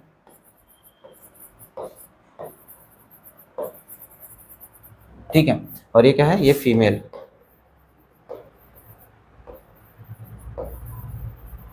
ठीक है, अब ये मेल और फीमेल दोनों ही इस्तेमाल कर सकते हैं इसको। ये पतले से थिन सीथ लाइक, मतलब ऐसे मेम्ब्रेनस लैटेक्स रबड़ का बना हुआ मतलब कह सकते हैं प्रोडक्ट होता है, जिसको हम लोग कॉन्डम्स बोलते हैं। अब यहाँ पर एक एग्जांपल दिया है निरोध। ये क्या है भाई, ये जो है कह सकते हैं पॉपुलर इंडियन ब्रांड है, जिसको डेवलप किया था, डेवलप्ड बाय इंडियन गवर्नमेंट।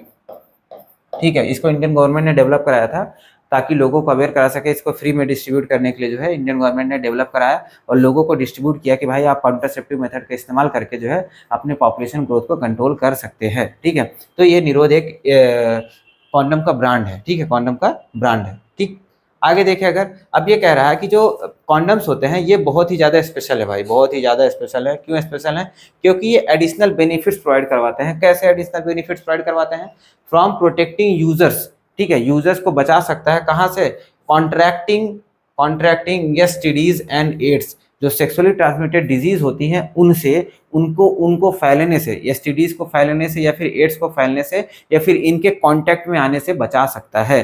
कैसे बचा सकता है भाई, जब मेल और फीमेल के कह सकते हैं, मान लीजिए मेल ने मेल कॉन्डम का यूज करा हुआ है तो उस केस में क्या होगा, मेल का जो डिस्चार्ज होगा, मेल का जो स्पर्म डिस्चार्ज होगा, फिर मेल के बॉडी का फ्लूइड जो होगा फीमेल की बॉडी में नहीं जाएगा, उसके कॉन्टैक्ट में नहीं आएगा। तो मान लो अगर मेल को कोई एसटीडी है वो फीमेल को नहीं ट्रांसफर होगी, या फीमेल को कोई एसटीडी है तो वो मेल को नहीं ट्रांसफर होगा, क्योंकि दोनों के जो है कह सकते हैं फ्लूइड जो है आपस में एक्सचेंज नहीं होंगे। क्यों, क्योंकि थिन रबर लाइक लैटेक्स का मतलब तुमने स्ट्रक्चर यूज करा हुआ है। ठीक है, या फिर कॉन्ट्रासेप्टिव का इस्तेमाल किया हुआ है, तो क्या करेगा, दोनों में फिजिकल बैरियर के रूप में काम करेगा और दोनों को मिलने ही नहीं देगा। ठीक है, डायरेक्ट स्किन कांटेक्ट में नहीं आएगा। तो इस केस में क्या हो जाएगा, इस केस में आप कह सकते हैं कि एक एडिशनल बेनिफिट प्रोवाइड करवाता है आपके एसटीडीज और एड्स को ट्रांसमिट करने में भी। ठीक है, इनसे बचने में भी मदद कर देता है कॉन्डम्स। ठीक है, नेक्स्ट आगे देखते हैं। आगे नेक्स्ट है डायफ्राम। ठीक, नेक्स्ट है डायफ्राम, या फिर इसी को सर्वाइकल कैप्स बोलते हैं, या फिर इसी को वॉल्ट्स भी बोलते हैं। ठीक है, तीनों एक ही चीजें हैं, सर्वाइकल और सर्वाइकल कैप्स या फिर वॉल्ट्स या फिर डायफ्राम, ये तीनों चीजें एक ही होती है। ठीक है, इनका स्ट्रक्चर देखो लगभग ऐसा होता है। ठीक है, ये कैप के जैसे ही होता है, इनका नाम ही सर्वाइकल कैप है। यहाँ पर भी एक ऐसे मैंने ऐसे बना के दिखाया हुआ है, ये तो पिक्चर मिल गया था तो मैंने पिक्चर भी लगा दिया। इसमें क्या होता है भाई, देखो मैं फीमेल रिप्रोडक्टिव सिस्टम को अगर बनाऊं,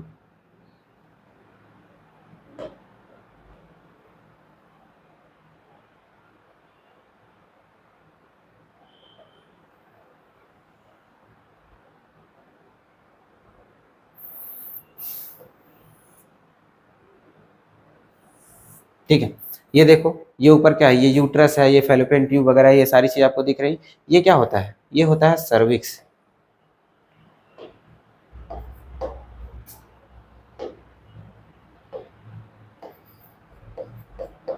ठीक है। अब ये सर्विक्स में क्या होता है, ये सर्वाइकल कैप जो है, इसको उठा करके इसको सर्विक्स के ऊपर ऐसे जो है हम लोग लगा देते हैं। फीमेल्स जो होती हैं इसके ऊपर ऐसे ये सर्वाइकल कैप का इस्तेमाल करती हैं, ऐसे ढक्कन जैसा लग जाता है। तो अब जब मान लो यहाँ पर स्पर्म आएगा, जब भी यहाँ पर स्पर्म आएगा तो ये क्या होगा, ये अंदर जा नहीं पाएगा क्योंकि ढक्कन के जैसा लगा हुआ है। तब जब आगे जाएगा नहीं, मान लो यहाँ पर ओवम रहा होगा, ये आगे जाकर के उसको फर्टिलाइज ही नहीं कर पाएगा, ये सब नहीं हो पाएगा ना। तो सर्वाइकल कैप की मदद से क्या करते हैं, फीमेल जो है अपने सर्विक्स को ढक लेते हैं, मतलब सर्विक्स जो होता है उसके ऊपर ऐसे कैप लाइक स्ट्रक्चर लगा देते हैं। जब भी कोई भी स्पर्म आएगा वो यहीं पर फंसा रह जाएगा, यहीं पर फंसा रह जाएगा, तो उस केस में स्पर्म जब आगे जा ही नहीं पाएगा तो फर्टिलाइजेशन ओवम का नहीं हो पाएगा। तो ये भी क्या हो जाता है, एक प्रकार का बैरियर मेथड ही हो जाता है। ठीक है, इसको हम लोग सर्वाइकल कैप या डायफ्राम या फिर वॉल्ट बोलते हैं। ठीक है, लेकिन इसमें जो है, इसमें कोई भी एसटीडी से हमको प्रोटेक्शन नहीं मिलता। भले बैरियर मेथड है लेकिन इसमें एसटीडी से हमको कोई प्रोटेक्शन नहीं मिलता है। क्यों? क्योंकि इसमें जो है फ्लूइड डायरेक्ट कॉन्टैक्ट में आ जा रहा है। ठीक है, दोनों के स्किन के कांटेक्ट में आ जा रहा होता है, इसकी वजह से ये कभी भी जो है एसटीडी से प्रोटेक्ट नहीं करता है। और ये रीयूजेबल भी होते हैं, जो वॉल्ट्स होते हैं ये रीयूजेबल भी होते हैं with the help of spermicidal cream. जैसे मान लो ये वॉल्ट है, इसका इस्तेमाल किया, ठीक है, अब सेक्सुअल इंटरकोर्स खत्म हुआ तो इसको जो है फीमेल निकाल करके धुल करके, ठीक है, मतलब ऐसा स्टरलाइज करके साफ सुथरा करके उसको वापस से इसके ऊपर स्पर्मिसाइडल क्रीम लगा करके, ठीक है, इस कैप के ऊपर स्पर्मिसाइडल क्रीम आती है, स्पर्म को मारने वाली क्रीम्स आती हैं, जिसके ऊपर लगा करके जो है वो फिर से नेक्स्ट सेक्सुअल इंटरकोर्स के दौरान उसका इस्तेमाल कर सकती है। जब भी स्पर्म इसके ऊपर गिरेगा तो क्या होगा, स्पर्मिसाइडल क्रीम की वजह से फिर से मर जाएगा। ठीक है, इसकी वजह से इसको रीयूज भी कर सकते, बार बार कितनी बार भी इसका इस्तेमाल किया जा सकता है, लेकिन ये स्टडी से नहीं बचाता है। ठीक है, नेक्स्ट अगर हम लोग देखते हैं केमिकल मेथड की बात करें, केमिकल मेथड में भाई क्या क्या है, केमिकल मेथड में क्या क्या है, पानी पी लो थोड़ा सा।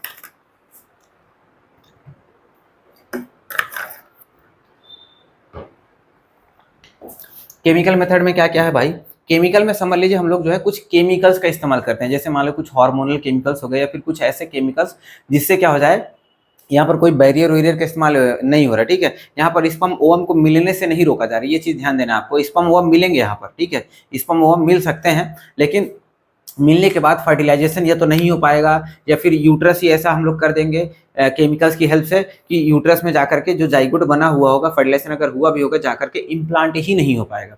जब इम्प्लांट ही नहीं हो पाएगा तो फिर प्रेगनेंसी कहाँ से होगी। ठीक है, तो केमिकल मेथड से केमिकल मेथड का इस्तेमाल करके जो है हम लोग प्रेगनेंसी को टाल सकते हैं। ठीक है, तो सबसे पहला जो है कह सकते हैं पिल्स की मदद से। ठीक है, केमिकल मेथड में पिल्स मतलब क्या होता है, दवाएं, टैबलेट्स या फिर कैप्सूल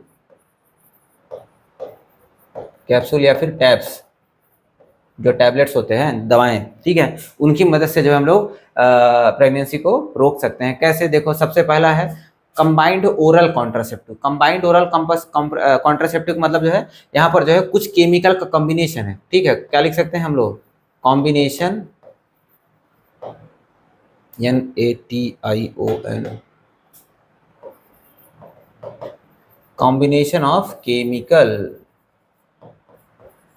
ठीक है, उसी को बोलते हैं कंबाइंड ओरल। ओरल का मतलब होता है मुंह से, मतलब ऐसा टैबलेट को खाना है। ठीक है, तो ओरल कॉन्ट्रासेप्टिव मेथड है कंबाइंड। इसमें कौन कौन से केमिकल का कंपोजिशन यूज करते हैं, एस्ट्रोजन एंड प्रोजेस्टेरॉन, जो हमारे हार्मोन्स होते हैं ना, एस्ट्रोजन एंड प्रोजेस्टेरॉन, इसी का इस्तेमाल करते हैं। ठीक है, अब एस्ट्रोजन और प्रोजेस्टेरॉन जो है तुम्हारे बॉडी में, तुम बताओ फीमेल की बॉडी में एस्ट्रोजन एंड प्रोजेस्टेरॉन हार्मोन पहले से ही बढ़ा होगा। आप लोग जो है ये हम लोगों ने जब फीमेल रिप्रोडक्टिव सिस्टम पढ़ा हुआ था या फिर हम लोग ह्यूमन रिप्रोडक्शन जब पढ़ रहे थे, तो वहाँ पर जब ओवा कैसे रिलीज होता है वो सारी चीज़ों के जो है बारे में आप जाकर के देखिएगा, या फिर हार्मोन्स का जो एक्शन मैंने बताया हुआ है उसके बारे में जाकर के आप लोग देखिएगा, तो वहाँ पे आपको पता चलेगा कि नॉर्मली जो है कह सकते हैं ओवा कब रिलीज होता है, जब एफएसएच जो है वहां से पिट्यूटरी ग्लैंड से जाकर के ओवरी के ऊपर काम करता है, एफएसएच और एलएच जब जाकर के काम करता है तब ओवा का फॉर्मेशन होता है और तब जाकर के ओवा रिलीज होता है। ठीक है, और फिर जैसे जैसे ओवा डेवलप होता है तब जाकर के एस्ट्रोजन प्रोजेस्टेरॉन हार्मोन का फॉर्मेशन होता है। ठीक है, और यही एस्ट्रोजन और प्रोजेस्टेरॉन हार्मोन क्या करते हैं, नेगेटिव फीडबैक देते हैं। नेगेटिव फीडबैक देंगे तो एफएसएच और एलएच नहीं बनता है, जब एफएसएच एलएच नहीं बनेगा तो ओवा नहीं डेवलप होगा। ठीक है, तो हमने क्या किया है, हमने क्या किया, एस्ट्रोजन और प्रोजेस्टेरॉन हार्मोन पहले से ही भर दिया। ठीक है, पहले से टैबलेट के रूप में दे दिया, तो अब फीमेल को लगेगा, मतलब फीमेल कह सकते हैं ओवरी को या फिर फीमेल के जो पिट्यूटरी ग्लैंड्स होते हैं उनको लगेगा कि भाई पहले से ही जो है एस्ट्रोजन तो बढ़ा हुआ है, ठीक है, पहले से एस्ट्रोजन है, पहले से प्रोजेस्टेरॉन है, तो नेगेटिव फीडबैक दे दे करके जो है एफएसएच और एलएच जो है पिट्यूटरी ग्लैंड से रिलीज ही नहीं होगा। जब पिट्यूटरी ग्लैंड से एफएसएच और एलएच नहीं रिलीज होगा तो उस केस में क्या होगा, उस केस में क्या होगा, ओवा बनेगा ही नहीं, जब ओवा बनेगा ही नहीं तो फीमेल प्रेग्नेंट ही नहीं होगी। ठीक है, तो ये एक तरीका हो सकता है ओरल कॉन्ट्रासेप्टिव में जो है हम लोग एस्ट्रोजन और प्रोजेस्टेरॉन हार्मोन्स के कॉम्बिनेशन को जो है इस्तेमाल कर सकते हैं, जो कि क्या होगा, जो कि ओवा को रिलीज ही नहीं होने देगा। ठीक है, नेक्स्ट है प्रोजेस्टेरॉन ओरल पिल, सिर्फ और सिर्फ प्रोजेस्टेरॉन ओरल पिल भी हो सकता है जिसमें सिर्फ और सिर्फ प्रोजेस्टेरॉन हार्मोन का इस्तेमाल करेंगे। ठीक है, मतलब टैबलेट बनाएंगे उसमें प्रोजेस्टेरॉन हार्मोन डाल देंगे। ठीक है, अब प्रोजेस्टेरॉन हार्मोन डाल देंगे तो वो भी क्या करेगा, नेगेटिव फीडबैक ही देगा, नेगेटिव फीडबैक देगा तो उस केस में भी क्या होगा, ओवा बनेगा ही नहीं। ठीक है, ओवा रिलीज ही नहीं होगा। नेक्स्ट है सहेली। सहेली क्या होता है, ये कह सकते हैं नॉन स्टेरॉइडल है या फिर कह सकते हैं नॉन हार्मोनल, हार्मोनल, इसमें कोई भी हार्मोन का इस्तेमाल नहीं किया गया है, इसमें कोई भी हार्मोन्स का इस्तेमाल नहीं किया गया है। ये जो सहेली एक ड्रग्स होता है, सहेली भी क्या है, एक प्रकार का टैबलेट ही है, सहेली भी एक टैबलेट ही है या पिल्स ही है जिसके इस्तेमाल से जो है हम लोग प्रेगनेंसी को डिले कर सकते हैं। इसमें जो है, इसमें जो केमिकल इस्तेमाल किया जा रहा है ये एंटी एस्ट्रोजन पिल्स है, एंटी एस्ट्रोजन पिल है, ये इसको समझिएगा। जब एंटी एस्ट्रोजन है, एस्ट्रोजन क्या करता है भाई, एस्ट्रोजन को अगर देखें हम लोग, एस्ट्रोजन जो है यही सबसे पहले क्या करता है, इंडोमेट्रियम की वॉल को डेवलप करता है ना, इंडोमेट्रियम की वॉल को डेवलप करने का काम कौन करता है, एस्ट्रोजन ही करता है। अब एंटी एस्ट्रोजन है तो एस्ट्रोजन को ही मार देगा, एस्ट्रोजन को ही बनने नहीं देगा। जब एस्ट्रोजन को ही नहीं बनने देगा तो इंडोमेट्रियम वॉल डेवलप होगा क्या, नहीं होगा, इंडोमेट्रियम वॉल ही क्या होगा, डेवलप नहीं होगा। जब इंडोमेट्रियम वॉल नहीं डेवलप हुआ तो फिर मान लो फर्टिलाइजेशन हो ही गया, ओवा रिलीज भी हुआ, स्पर्म गया भी, फर्टिलाइजेशन हुआ भी, तो इम्प्लांट कहाँ करोगे, घर में। इम्प्लांट तो भाई फिर नहीं कर सकते ना, यूट्रस डेवलप ही नहीं हुआ तो इम्प्लांटेशन कहाँ पर होगा, तो इम्प्लांटेशन भी नहीं हो पाएगा। ठीक है, और ये वंस अ वीक पिल होता है भाई, ये भी ध्यान देना है। और दो चीज आपको इसमें ध्यान देनी है, एक तो वंस अ वीक पिल होता है और anti oestrogen hormone, anti oestrogen chemical का इस्तेमाल किया जाता है, और दूसरा इसमें कोई भी हार्मोन नहीं होता, ये नॉन स्टेरॉइडल है। क्या है, नॉन स्टेरॉइडल, ये आपको फिर से ध्यान देना है। किसको डेवलप किया, किसने डेवलप किया था, सीडीआरआई, सीडीआरआई लखनऊ, ठीक है, chemical drug research institute Lucknow ने, लखनऊ में इसको डेवलप किया गया था, ये भी ध्यान देना। सीडीआरआई कहाँ पर है, लखनऊ में है। ठीक है, नेक्स्ट नेक्स्ट देखते हैं आयुडीज। नेक्स्ट देखो, ये भी क्या है, ये भी एक प्रकार के केमिकल मेथड ही है। ठीक है, ये भी क्या है, केमिकल मेथड ही है। देखो पीछे हम लोगों ने देखा था ना, पहला था केमिकल मेथड में क्या था, पिल्स था। अब हम लोग दूसरा देखेंगे, क्या दूसरा हम लोग देखेंगे, आयुडीज। आयुडीज का मतलब क्या होता है, इंट्रा यूट्राइन डिवाइसेस। क्या होता है, इंट्रा यूटेराइन डिवाइसेस।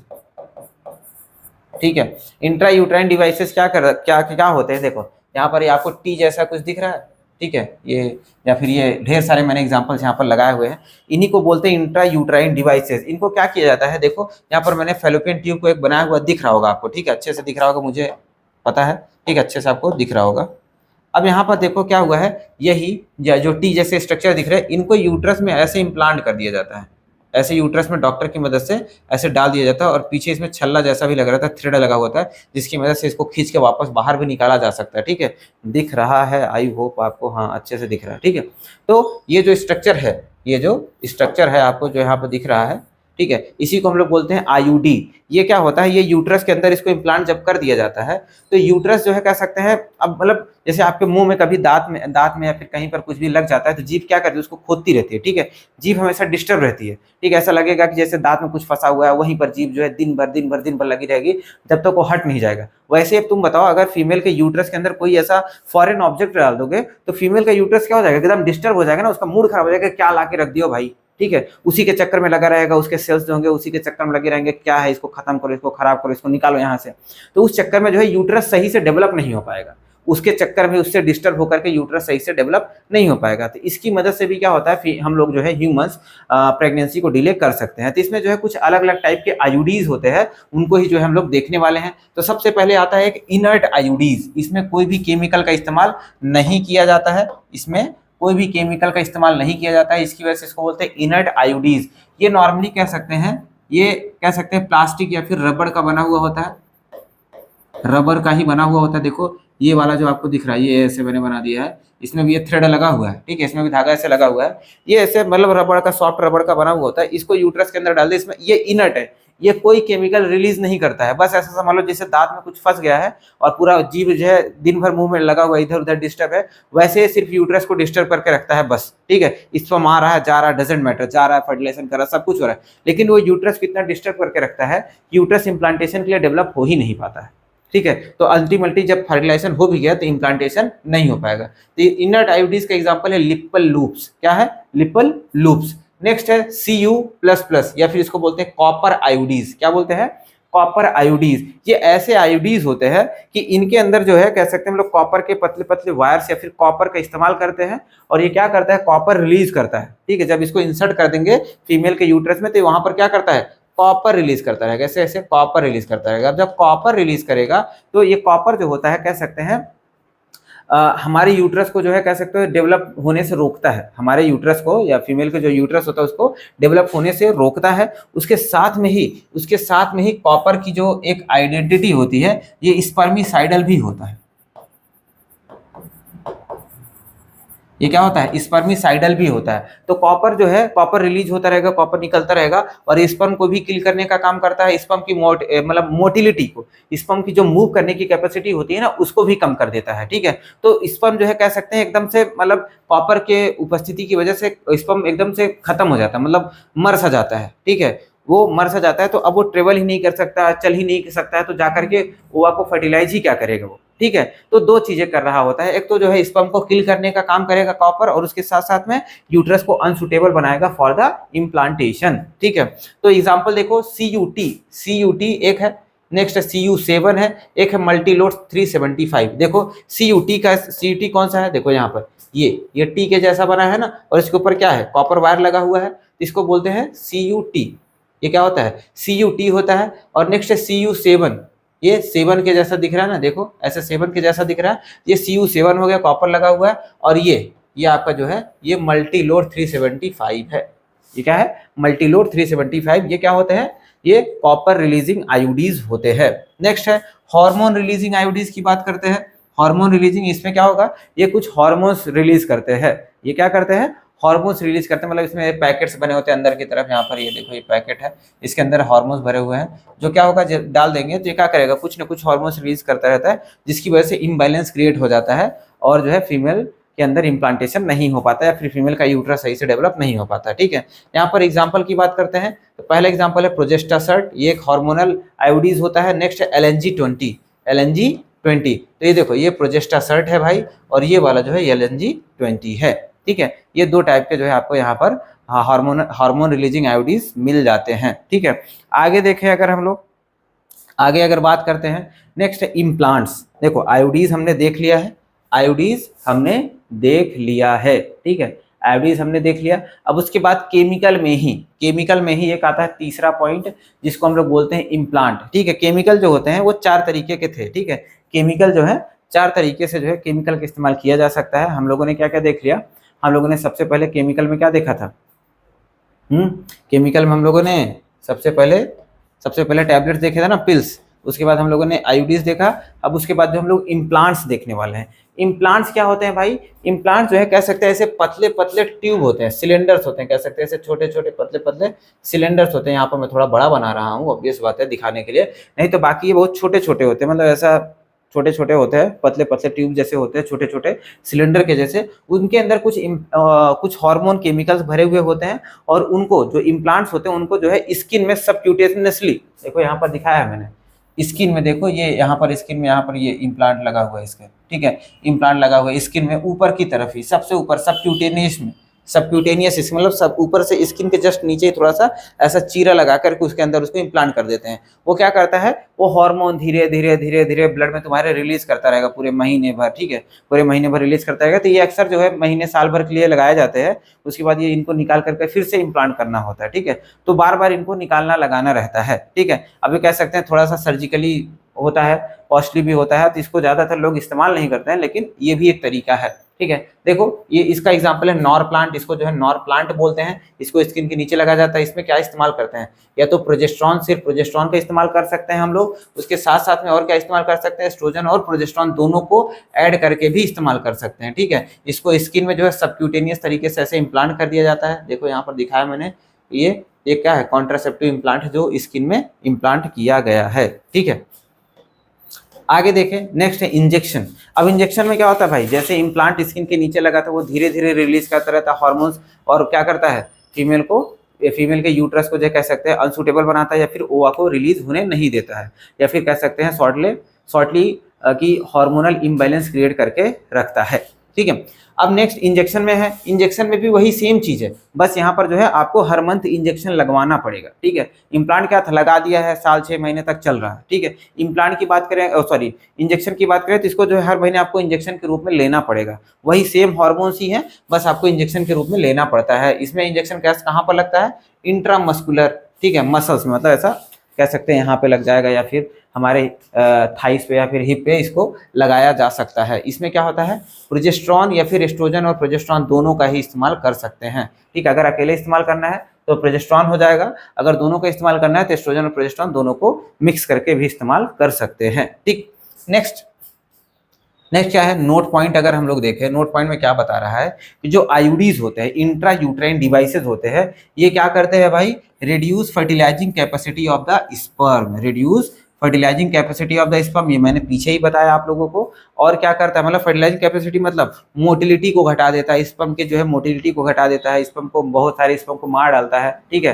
कहा ना, बताया था ना, स्पर्मिसाइडल नेचर के होते हैं आयोडीज, ठीक है। उसके साथ में और क्या कर रहा है, उसके साथ में जो है ये यूट्रस को अनसुटेबल कर देता है, यूट्रस को अनसुटेबल कर देता है फॉर द इम्प्लांटेशन, ठीक है। जैसे मैंने बताया ना, जैसे मुंह में जो है अगर कुछ दांत में फंसा रहता है तो जीभ जो इधर उधर करती रहती है, वैसे अगर यूट्रस में इम्प्लांट लगा दोगे, ठीक है, यूट्रस में क्या कर देंगे, सॉरी यूट्रस में अगर आईयूडीज लगा देंगे, इंट्रा यूट्राइन डिवाइसेस लगा देंगे, तो क्या होगा, यूट्रस डिस्टर्ब हो जाएगा उसके चक्कर में, और एंडोमेट्रियम वॉल सही से डेवलप नहीं हो पाएगी, तो इम्प्लांटेशन नहीं हो पाएगा। इसकी वजह से जो है हम लोग बोलते हैं कि आईयूडीज जो है आइडियल कॉन्ट्रासेप्टिव होती है, मतलब ये हमेशा ही काम करती हैं, इनका एज सच कोई नुकसान नहीं है, और इनका जो है कह सकते हैं बहुत ज़्यादा कॉस्टली भी नहीं होते, यूज़र फ्रेंडली भी होते हैं। तो आईयूडीज को जो है कह सकते हैं हम लोग, बोला जाता है आइडियल कॉन्ट्रासेप्टिव। क्वेश्चन बहुत बार नीट में आया हुआ है ये, कि which of the following is ideal contraceptive. तो आइडियल कॉन्ट्रासेप्टिव कौन होता है, लोग नॉर्मली सोचते हैं कि भाई कॉन्डम्स जो होते हैं वो नॉर्मली अवेलेबल है, इजीली यूजेबल होते हैं, ठीक है, लेकिन कॉन्डम्स ना होकर के जो है आईयूडीज, इंट्रा यूट्राइन डिवाइसेस जो होते हैं, इनको माना जाता है ये आइडियल कॉन्ट्रासेप्टिव होते हैं, ठीक है। तो कॉन्ट्रासेप्टिव मेथड हमने देख लिया है, ठीक है। कॉन्ट्रासेप्टिव मेथड में केमिकल मेथड देखा हुआ है, ठीक। नेक्स्ट आता है हमारा सर्जिकल मेथड। सर्जिकल मेथड की अगर हम लोग बात करें, सर्जिकल मेथड में क्या होता है भाई, हम लोग सर्जरी करके जो है मेल या फिर फीमेल को स्टरलाइज कर देते हैं।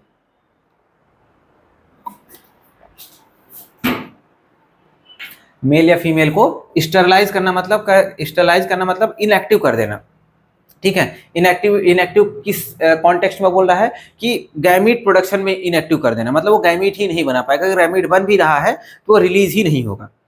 इसको ही बोलते हैं स्टरलाइजेशन, ठीक है, स्टरलाइजेशन बोलते हैं, ठीक है। तो देखो कैसे किया जाता है भाई, मेल में कैसे किया जाता है, फीमेल में कैसे किया जाता है, इसको ही हम लोग देखते हैं। तो सबसे पहले फीमेल में देखें, फीमेल में जो स्टरलाइजेशन किया जाता है या फिर सर्जिकल मेथड यूज किया जाता है, इसको बोलते हैं हम लोग ट्यूबेक्टोमी, ठीक है। ये फीमेल का साइन है, ध्यान दीजिएगा, ठीक है। फीमेल में जो है हम लोग क्या करते हैं, ट्यूबेक्टोमी करते हैं। इसमें क्या किया जाता है, small part of the fallopian tube के छोटे से पार्ट को जो है कट कर दिया जाता है, ठीक है, कट करके निकाल दिया जाता है थ्रू द स्मॉल इंसिजन, मतलब थोड़ा सा ऐसा चीरा लगा करके, मान लो फीमेल के जो कह सकते हैं पेल्विक रीजन में थोड़ा सा ऐसा कट लगा करके जो है उसके साथ में अंदर जो है जा करके फैलोपियन ट्यूब को कट करके ऐसे बांध दिया जाता है, ठीक है। देखो यहाँ पर दिखाया गया है, ये फैलोपियन ट्यूब था, फैलोपियन ट्यूब को कट करके देखो, ये मान लो ये ऐसे फैलोपियन ट्यूब था, ठीक है। अब फैलोपियन ट्यूब को क्या किया गया है, बीच में से ऐसे कट कर दिया गया। कट करने के बाद क्या किया गया, कट करने के बाद इसको जो है ऐसे यहाँ पर ऐसे लपेट करके बांध दिया गया, ऐसे बांध दिया गया यहाँ पर ऐसे, ठीक है, ऐसे बांध दिया गया। जब ऐसे बांध दिया जाएगा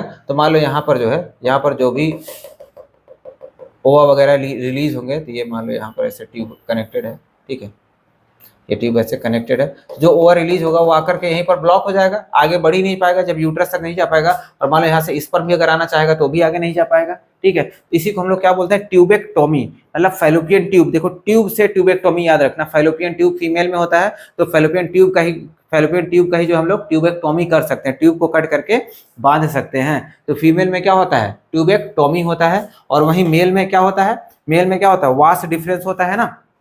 मेल में क्या होता है, वास्ट डिफरेंस। देखो टेस्टिस से क्या निकल करके आता है, वास्ट डिफरेंस निकल के आता है, ऐसे ओवरलूप करके जो है यूरेथ्रा से जाकर कनेक्ट होता है। तो इसी को जो है कट करके, इसी को कट करके क्या कर दिया गया, देखो यहाँ पर अगर मैं ऐसे बना दूं, ऐसे बीच में से इसको कट करके क्या कर दिया गया, ऐसे बांध दिया गया, ठीक है, अलग करके ऐसे लपेट के बांध दिया गया, ठीक है। और किसको कट किया गया है, वास्ट डिफरेंस को कट किया गया है और उसी को बांधा गया है। इसी वजह से इसको बोलते हैं वैसेक्टोमी, ठीक है। वास्ट डिफरेंस को कट करके बांधने को बोला जाता है वैसेक्टोमी। इसको मेल में करते हैं भाई, वैसेक्टोमी वास्ट डिफरेंस मेल में ही ना होता है, ठीक है।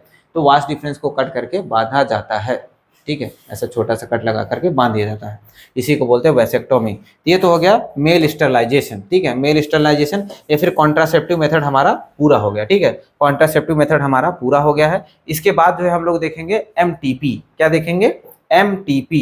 एमटीपी का मतलब क्या होगा, मान लो भाई तुमने कॉन्ट्रासेप्टिव का इस्तेमाल तो किया ही था, कॉन्ट्रासेप्टिव का इस्तेमाल किया था, कॉन्ट्रासेप्टिव के इस्तेमाल से तुमने क्या चाहा कि फीमेल प्रेग्नेंट ना हो, फीमेल प्रेग्नेंट ना हो भाई, ठीक है। लेकिन मान लो लक बाई चांस तुम्हारा कॉन्ट्रासेप्टिव फेल हो गया, अब फीमेल प्रेग्नेंट हो ही गई है, ठीक है। तो फीमेल प्रेग्नेंट हो गई है तो उसको जो है हम लोग एबॉर्ट भी करवा सकते हैं, ठीक है, उसको एबॉर्ट करवा सकते हैं विदाउट डेवलपमेंट ऑफ बेबी, मतलब मान लो बेबी का सही से डेवलपमेंट ना हो उसके पहले ही आप उसको एबॉर्ट भी करवा सकते हैं, ठीक है। इसी को जो है हम लोग बोलते हैं एमटीपी या फिर शॉर्ट फॉर्म में एमटीपीज बोलते हैं। फुल फॉर्म होता है इसका मेडिकल टर्मिनेशन ऑफ प्रेगनेंसी। क्या होता है, मेडिकल टर्मिनेशन ऑफ प्रेगनेंसी, मतलब मेडिकली डॉक्टर की मदद से क्या करें, आप जो बेबी है उसको जो है टर्मिनेट करवा दे, उसको रिलीज करवा दे, प्रेगनेंसी को एबॉर्ट करवा दे, उसी को बोलते हैं एमटीपी, ठीक है।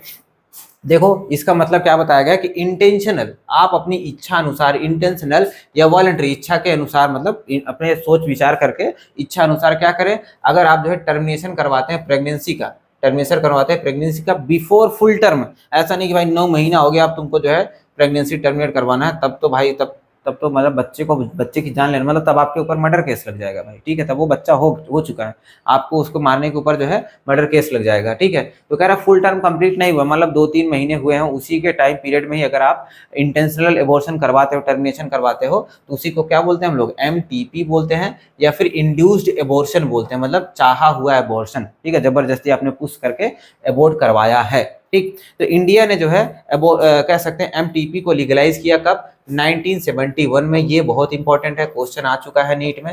1971 में जो है इंडिया ने एमटीपी को लीगलाइज किया था। क्वेश्चन पूछा जाएगा कि आपसे इंडिया ने कब लीगलाइज किया था, कौन सी ईयर में, तो 1971 में जो है एमटीपी को लीगलाइज किया था इंडिया ने, ठीक है। अब देखो आगे क्या कह रहा है, कह रहा है कि 45 to 50 मिलियन जो है एमटीपीज कराई जाती हैं per year in all over the world. पूरी दुनिया में जो है लगभग 45 से 50 million, 45 to 50 million of MTPs are done all over the world. पूरी दुनिया में जो है इतना एमटीपीज करवा दिया जाता है, ठीक है, करवा दिया जाता है, जो कि क्या है, जो कि कह सकते हैं पूरी प्रेगनेंसी का, अगर पूरी प्रेगनेंसी का नंबर देखते हैं उसका 1/5 या फिर 20% होता है total pregnancy of the world. पूरे दुनिया की बात हो रही है, ठीक है, पूरे दुनिया के टोटल प्रेगनेंसी का एक, मतलब कह सकते हैं एक 1/5 हिस्सा या फिर कह सकते हैं 20% हिस्से को तो जो है क्या कर देते हैं हम लोग टर्मिनेट करवा देते हैं, ठीक है, मतलब उसका एमटीपी करवा देते हैं या फिर अबॉर्शन करवा देते हैं, ठीक। यहाँ पर एक डायग्राम दिखाया गया है, देखो ये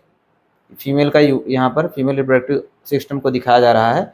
ये क्या है, ये यूट्रस है फीमेल का, ठीक है, ये यूट्रस है, आगे वेजाइना है।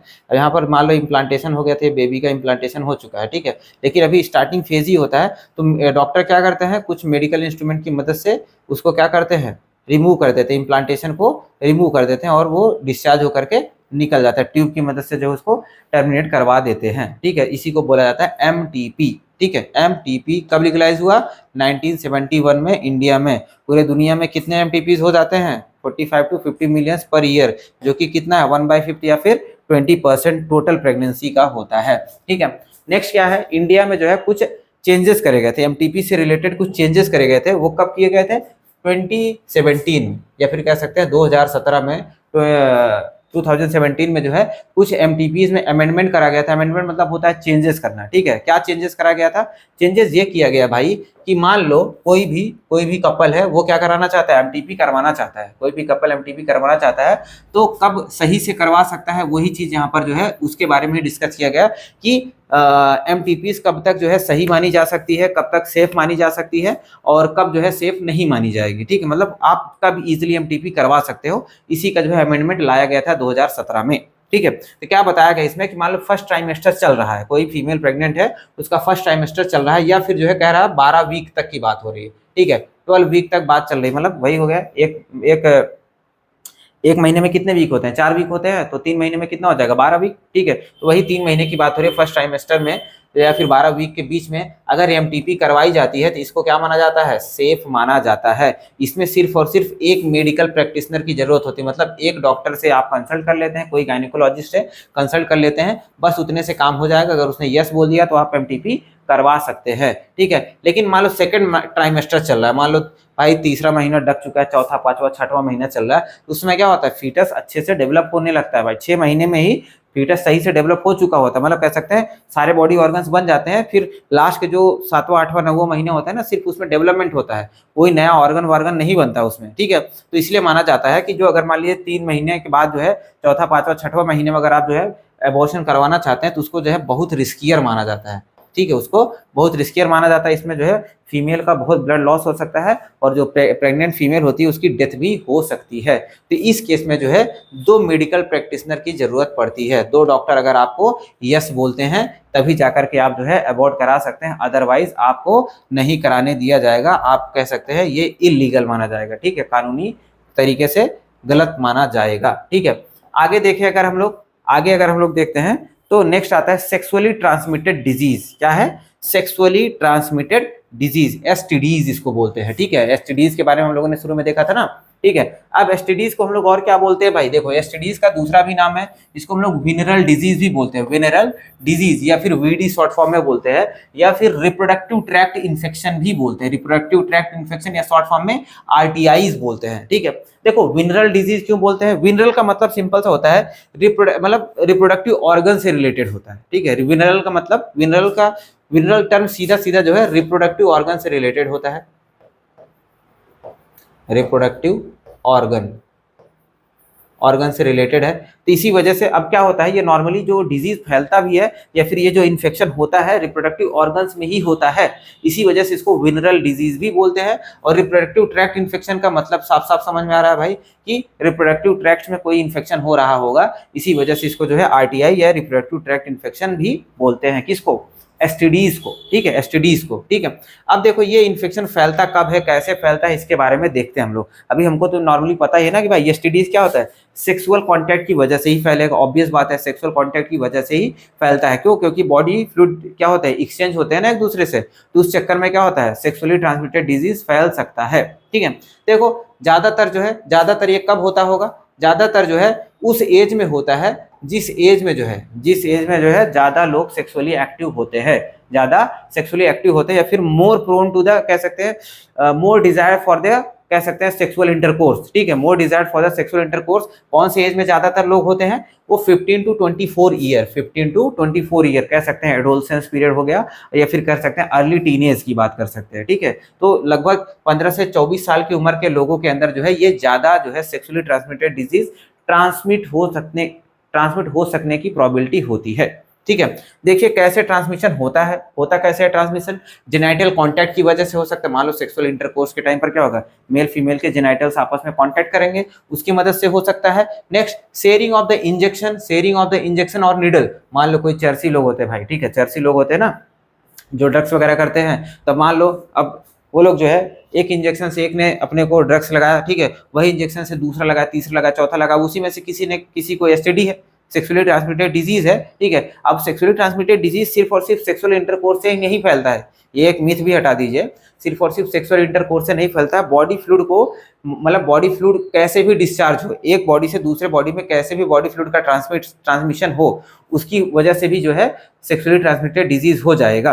तो अब इंजेक्शन जब एक पर्सन ने अपने बॉडी में वही इंजेक्शन यूज किया, वही दूसरा पर्सन यूज करेगा, तो उसमें क्या होगा, उसके बॉडी का फ्लूइड भी तो डिस्चार्ज होगा दूसरे के बॉडी में, तो उस केस में भी क्या होता है, एसटीडी ट्रांसमिट हो सकता है, ठीक है। तो एसटीडी ट्रांसमिट हो गया। नेक्स्ट कह रहा है इंजेक्शन या फिर निडल की मदद से, ठीक है। और एक चीज तो मुझे ये भी नहीं समझ में आता है कि जो चर्सी लोग होते हैं या फिर जो ड्रग एडिक्ट्स होते हैं, इतना महंगा महंगा ड्रग्स खरीद लेंगे और एक इंजेक्शन नहीं खरीद पाते वो लोग, ठीक है। ऐसा मान लो 10 लोग बैठ के ग्रुप में ड्रग्स ले रहे हैं, तो 10 इंजेक्शन नहीं खरीद पाते। कितने का आता है इंजेक्शन? 3 रुपए का आता है शायद, 3 या 4 रुपए का समथिंग आता रहेगा, ठीक है। अब मतलब ऐसा 1000, 10,000, 20,000 का वो ड्रग्स खरीद लिए वो लोग, लेकिन 3-4 रुपए का 10-20 जो है वो इंजेक्शन नहीं खरीद पाते, निडल नहीं खरीद पाते हैं। पता नहीं कैसे बेवकूफ लोग होते हैं, मेरे ये नहीं समझ आता लोग को, ठीक है। नेक्स्ट कह रहा है सर्जिकल इंस्ट्रूमेंट। मान लीजिए कोई डॉक्टर है भाई, वो जो सर्जिकल इंस्ट्रूमेंट का इस्तेमाल करता है, अगर उसको सही से स्टरलाइज ना करे, उसको सही से साफ सुथरा ना करे, तो उस केस में भी मान लो किसी पेशेंट को ट्रीट किया उसने, अब वही इंस्ट्रूमेंट का इस्तेमाल किया था, वही उसके बाद जो है दूसरे पेशेंट को ट्रीट करने के लिए इस्तेमाल कर लेगा, तो उस केस में भी क्या होगा, उस केस में भी क्या होगा, बॉडी फ्लूइड ट्रांसमिट हो रहा है ना एक जन से दूसरे जन में, तो अगर कोई भी उसमें से इन्फेक्टेड होगा तो नेक्स्ट पर्सन को बीमारी हो सकता है, ठीक है। तो सर्जिकल इंस्ट्रूमेंट की वजह से भी हो सकता है। Transfusion of the blood, transfusion of the blood from infected person. अब मान लो किसी ने ब्लड डोनेशन किया, अब उसका ब्लड टेस्टिंग नहीं हुआ, ब्लड डोनेशन किया और उसका ब्लड टेस्टिंग नहीं किया आपने, तो उस केस में भी क्या हो जाएगा, आपने ब्लड डोनेट कर दिया, वो लेकर गया किसी तीसरे आदमी को ब्लड ट्रांसफ्यूज कर दिया, ब्लड चढ़ा दिया उसने, ठीक है। तो उस केस में जब ब्लड अगर आपने टेस्ट नहीं किया कि कोई एसटीडी नहीं है, कोई बीमारी नहीं है, तो उस केस में तो भाई सामने वाले को बीमारी हो जाएगा ना। तो ब्लड ट्रांसफ्यूजन की मदद से भी क्या हो सकता है, सेक्सुअली ट्रांसमिटेड डिजीज फैल सकता है, ठीक है। नेक्स्ट क्या है, कह रहा है कि from infected mother to the foetus, from infected mother to the foetus. यहाँ पर एक फोटो लगाना था, लग नहीं पाया, ठीक है।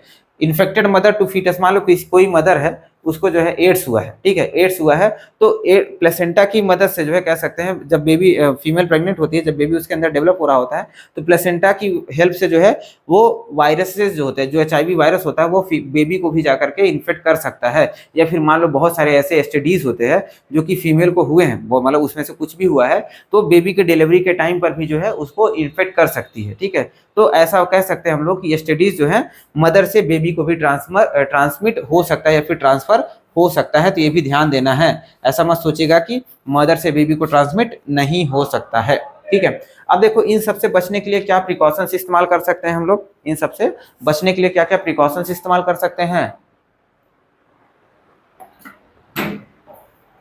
सबसे पहली बात, जो 15 से 24 साल की उम्र के बच्चे हैं वो ध्यान दे भाई, ठीक है। सबसे पहली बात तो उनको मल्टीपल सेक्सुअल पार्टनर को अवॉइड करना चाहिए, मतलब ज्यादातर तो कोशिश यही करें जो अननोन सेक्सुअल पार्टनर आपके हैं उनसे दूर ही रहे, मतलब जिसको आप जान ही नहीं रहे तो उसके साथ सेक्सुअल कांटेक्ट ना बनाएं, ठीक है। सिंपल सी बात है, अननोन सेक्सुअल पार्टनर्स को जो है अवॉइड करें, उनके साथ जो है कोई भी सेक्सुअल कांटेक्ट ना बनाएं, ठीक।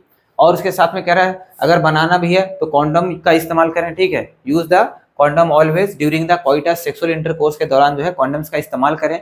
और उसके साथ में जो है अगर मान लो कभी आपको डाउट हो जाता है कि भाई हाँ हो सकता है मुझे कोई एसटीडी वगैरह है, तो जा करके तुरंत से क्वालिफाइड डॉक्टर से कंसल्ट करें, क्वालिफाइड डॉक्टर से तुरंत जा करके कंसल्ट करें।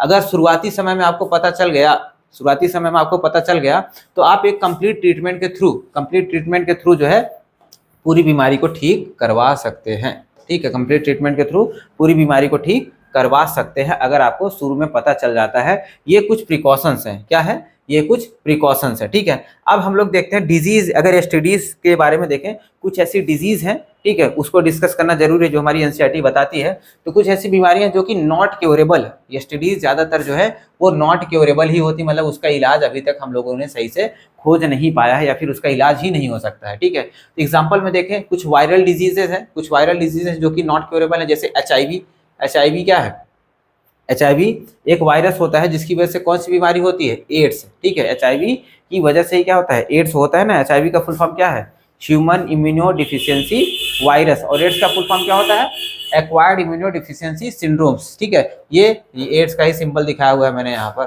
ठीक है, ये एड्स का सिंबल है, उसके साथ में वायरस से होता है, ये दिखाया मैंने यहाँ पर आपको, ठीक। नेक्स्ट आगे देखते हैं, नेक्स्ट बीमारी है वायरल ही है। जेनाइटल हर्पेज, ये जो है रिप्रोडक्टिव ऑर्गन्स में होते हैं, ठीक है, रिप्रोडक्टिव ऑर्गन्स में होता है ये। नेक्स्ट है हेपेटाइटिस बी। हेपेटाइटिस बी भी जो है एक हिसाब से वायरल इन्फेक्शन ही है या फिर वायरल डिजीज ही होता है, और ये सेक्सुअली ट्रांसमिट भी हो सकता है, ठीक है, सेक्सुअली ट्रांसमिट भी होता है। और ये कह सकते हैं लीवर इन्फेक्शन होता है, हेपेटाइटिस बी जो होता है लीवर इन्फेक्शन होता है। नेक्स्ट है बैक्टीरियल डिजीज। अगर देखें बैक्टीरियल डिजीज में गोनोरिया, गोनोरिया क्या होता है, ये भी रिप्रोडक्टिव ट्रैक्ट इन्फेक्शन ही है।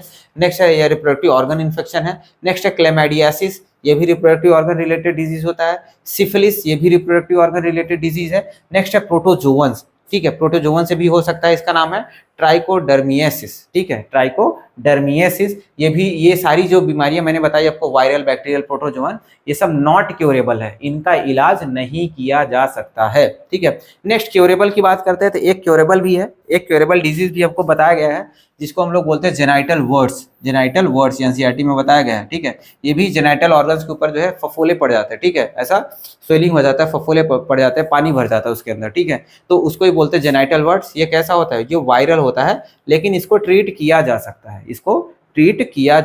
है, इसकी वजह से जो है इसको हम लोग जो है ट्रीट कर सकते हैं, ठीक है, सॉरी, इसको ट्रीट हम लोग कर सकते हैं। नेक्स्ट आगे अभी हम लोग जो है देखेंगे, आगे क्या है,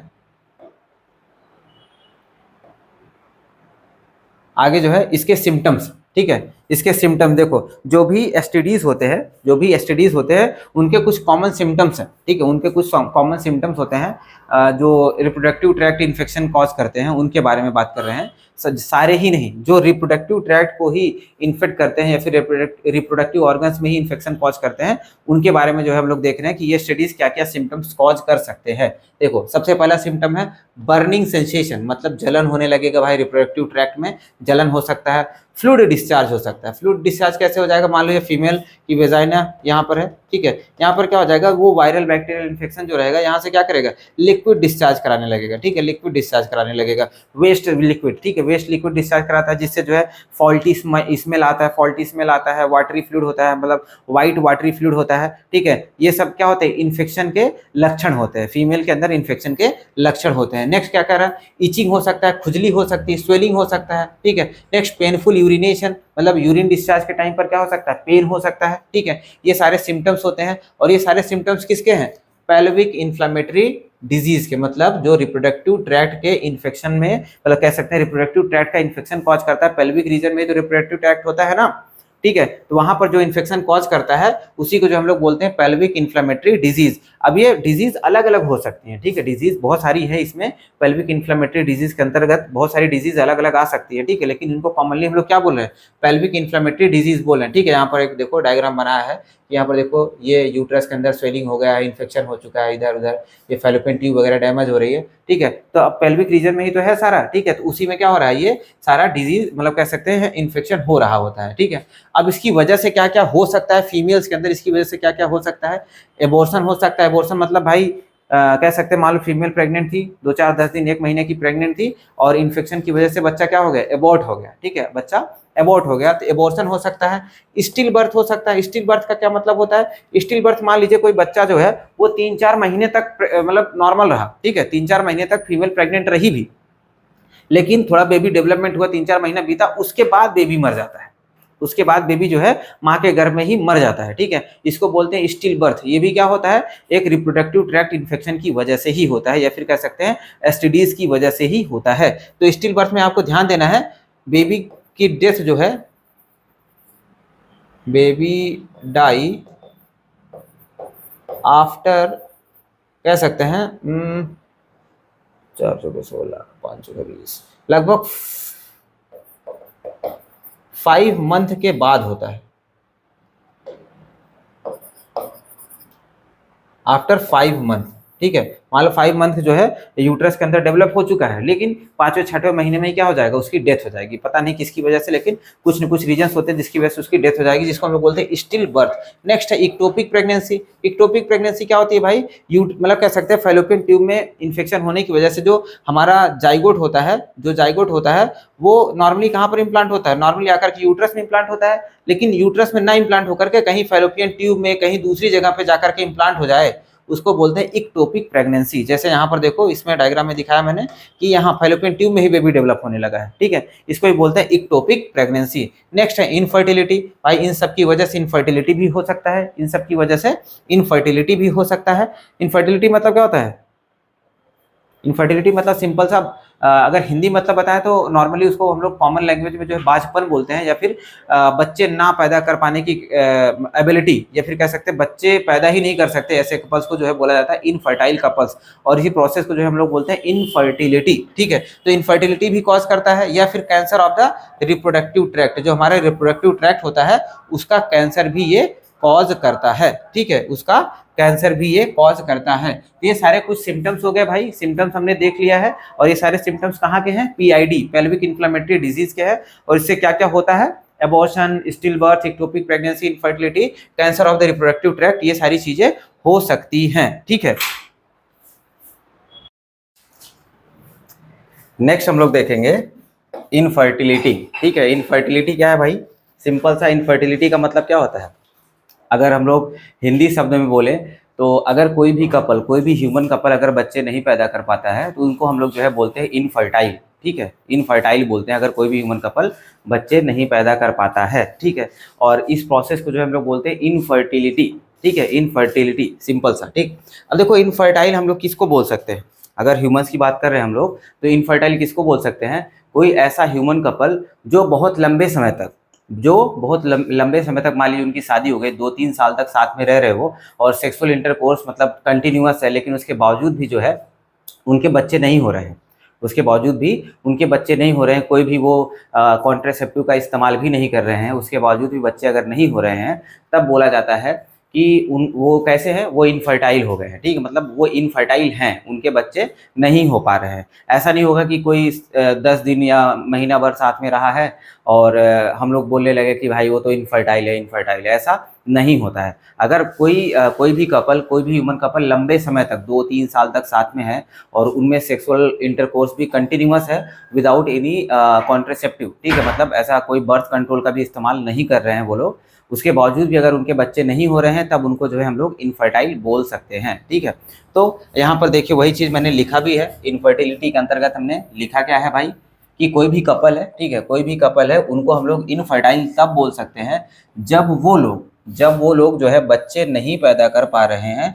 कोई भी मतलब नॉर्मली बच्चे कौन पैदा करती है भाई? फीमेल ही बच्चे पैदा करती है ना। कोई भी फीमेल जो है वो बच्चे पैदा नहीं कर पा रही या फिर प्रेग्नेंट नहीं हो पा रही है, ठीक है, बच्चे नहीं पैदा कर पा रही मतलब प्रेग्नेंट नहीं हो पा रही है विदाउट अनप्रोटेक्टेड सेक्सुअल कोहैबिलिटेशन, मतलब साथ में वो लोग रह रहे हैं और कोई भी जो है कॉन्ट्रासेप्टिव का इस्तेमाल भी नहीं कर रहे हैं और सेक्सुअल इंटरकोर्स कंटिन्यूअस है, ठीक है, कंटिन्यूअस है, उसके बावजूद भी लगभग साल 2 साल तक, मतलब ऐसा 2-3 साल तक, ये जो हमारा WHO है या फिर हमारी हेल्थ कम्युनिटी जो है वो लगभग 2 साल तक को काउंट कर रही है। हम लोग 2 से 3 साल 4 साल भी काउंट कर सकते हैं, कोई दिक्कत वाली बात नहीं है, लेकिन लगभग नियरली 2 साल तक है वो लोग साथ में, ठीक है, सेक्सुअल इंटरकोर्स भी कंटिन्यूअस है, लेकिन उसके बावजूद भी जो है फीमेल कंसीव नहीं कर रही है। कंसीव मतलब होता है प्रेग्नेंट नहीं हो रही है, ठीक है, फीमेल प्रेग्नेंट नहीं हो रही है। तो इस प्रोसेस को जो हम लोग बोलते हैं इनफर्टिलिटी, या फिर उस फीमेल को क्या बोलेंगे? इनफर्टाइल फीमेल, या फिर अगर वो मेल फीमेल दोनों की ही इसमें मिस्टेक हो सकती है, फिर कमी हो सकती है जिसकी वजह से फीमेल कंसीव नहीं कर पा रही होगी, ठीक है। तो ऐसा जो है सिर्फ और सिर्फ फीमेल को ही नहीं बोलेंगे हम लोग, लेकिन नॉर्मली फीमेल प्रेग्नेंट होती है तो हम लोग फीमेल को ही बोल रहे हैं कि वो कैसी होगी? इनफर्टाइल होगी, या फिर हमारा कपल कैसा होगा? इनफर्टाइल होगा अगर फीमेल कंसीव नहीं कर पा रही है 2 साल के बाद तक भी, ठीक है। देखते हैं अब इनफर्टाइल जो है, देखो इनफर्टिलिटी जो है वो मेल में भी हो सकता है, फीमेल में भी हो सकता है। मैंने आपको बताया कि भाई मेल भी इनफर्टाइल हो सकता है और फीमेल भी इनफर्टाइल हो सकती है। इनमें जो है क्या कारण हो सकते हैं, किसकी वजह से ये इनफर्टाइल हो सकते हैं? तो सबसे पहला कारण आता है, अगर मेल की बात करें तो सबसे पहला कारण क्या आता है? एज। अगर मान लीजिए कोई मेल है, उसकी एज बहुत ज़्यादा हो गई है, मतलब 35-40 साल, 35-40 साल तो चलो ठीक है, फिर भी नॉर्मल है मेल के लिए, 35-40 साल नॉर्मल है। लेकिन अगर 40 साल से ऊपर हो गया, 40-45-50 साल का हो गया मेल, तो उस केस में क्या होगा कि उनकी टेस्टिकल्स में जो है स्पर्म का प्रोडक्शन कम हो जाता है। सबसे पहली बात तो एज की वजह से तो हो ही रहा है, उसके साथ उनका क्या हैबिट है जीने का, नॉर्मल अगर उनका लाइफ स्टाइल देखते हैं, अगर हेल्दी लाइफ स्टाइल है तब तो चलो ठीक है, 50 तक भी वो अच्छा खासा स्पर्म का प्रोडक्शन कर सकता है। लेकिन अगर लाइफ स्टाइल हेल्दी नहीं है, बहुत हेक्टिक लाइफ स्टाइल है और मतलब बहुत हेल्दी लाइफ स्टाइल नहीं है उसका, तो उस केस में वो 40 के नीचे भी जो ऐसा हो सकते हैं केसेस, 40 के नीचे भी 35 के नियर अबाउट भी जो है उसके अंदर स्पर्म का प्रोडक्शन कम हो सकता है। ठीक है, तो डिपेंड करता है कि उसका लाइफ स्टाइल कैसा है। अगर हेल्दी है तो ठीक है, 50 साल तक भी अच्छा खासा स्पर्म प्रोडक्शन कर सकता है। लेकिन अगर लाइफ स्टाइल हेल्दी नहीं है तो 30-35 के बाद भी जो है स्पर्म का प्रोडक्शन कम हो सकता है। मान लीजिए कोई चेन स्मोकर है, बहुत स्मोकिंग करता है, तो स्मोकिंग का बहुत ज़्यादा साइड इफेक्ट होता है स्पर्म प्रोडक्शन के ऊपर। ठीक है, तो स्पर्म प्रोडक्शन उससे भी कम हो सकता है। तो मेनली जो है हम लोग बोल सकते हैं कि एज अगर ज़्यादा हो जाती है मेल में, नॉर्मल केस में हम लोग बात कर रहे हैं, तो क्या होगा, स्पर्म प्रोडक्शन कम हो जाता है। ठीक है, अगर स्पर्म प्रोडक्शन कम होता है तो उसको हम लोग क्या बोलते हैं, अगर बहुत ज़्यादा स्पर्म प्रोडक्शन कम हो चुका है, मतलब बहुत ही ज़्यादा कम है, एकदम से नेग्लिजिबल टाइप का। देखो जैसे यहाँ पे मैंने बना के दिखाया है कि मान लो स्पर्म का प्रोडक्शन एकदम से नील टाइप का हो गया। ठीक है, नील टाइप का हो गया तो उसको हम लोग बोलते हैं एजूस्पर्मिया। ठीक है, एजो या फिर एजू बोल सकते हो, एजूस्पर्मिया। एजू, जू मतलब यहाँ पे मतलब एजू, ए का मतलब हो गया एब्सेंट टाइप का। ठीक है, मतलब यहाँ पर जो है जू स्पर्मिया क्यों बोल रहे हैं, क्योंकि नॉर्मली ह्यूमन स्पर्म जो होता है वो मोटाइल होता है। जू का मतलब यहाँ से मोटाइल से रिलेशन, मोटाइल मतलब मूव कर पाना, मोटाइल मतलब मूव कर पाने की कैपेसिटी, हाँ, कैपेसिटी टू मूव।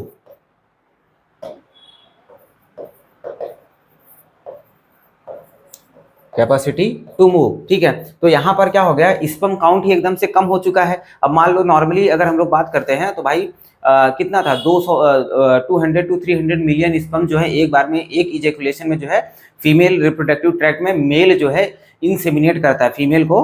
लगभग 200 से 300 मिलियन स्पर्म से जो है मेल फीमेल को इंसेमिनेट करता है। अब बताओ 200 से 300 मिलियन स्पर्म मतलब नंबर बहुत ज़्यादा है। ठीक है, लेकिन वहां से गिर करके 1 लाख 2 लाख स्पर्म सिर्फ रह जाते हैं। अब 1 लाख 2 लाख स्पर्म तो रास्ते में ही मर जाएगा। ठीक है, वो सही से मूव नहीं कर पाएगा, वो बहुत अनहेल्दी स्पर्म रहेगा। इसी वजह से इसको क्या बोलते हैं, एजूस्पर्मिया। यहाँ पर स्पर्म जो है, स्पर्म का काउंट बहुत ज्यादा ही गिर जाता है, बहुत ज्यादा गिर जाता है। ठीक है, नेक्स्ट है ओलिगोजूस्पर्मिया।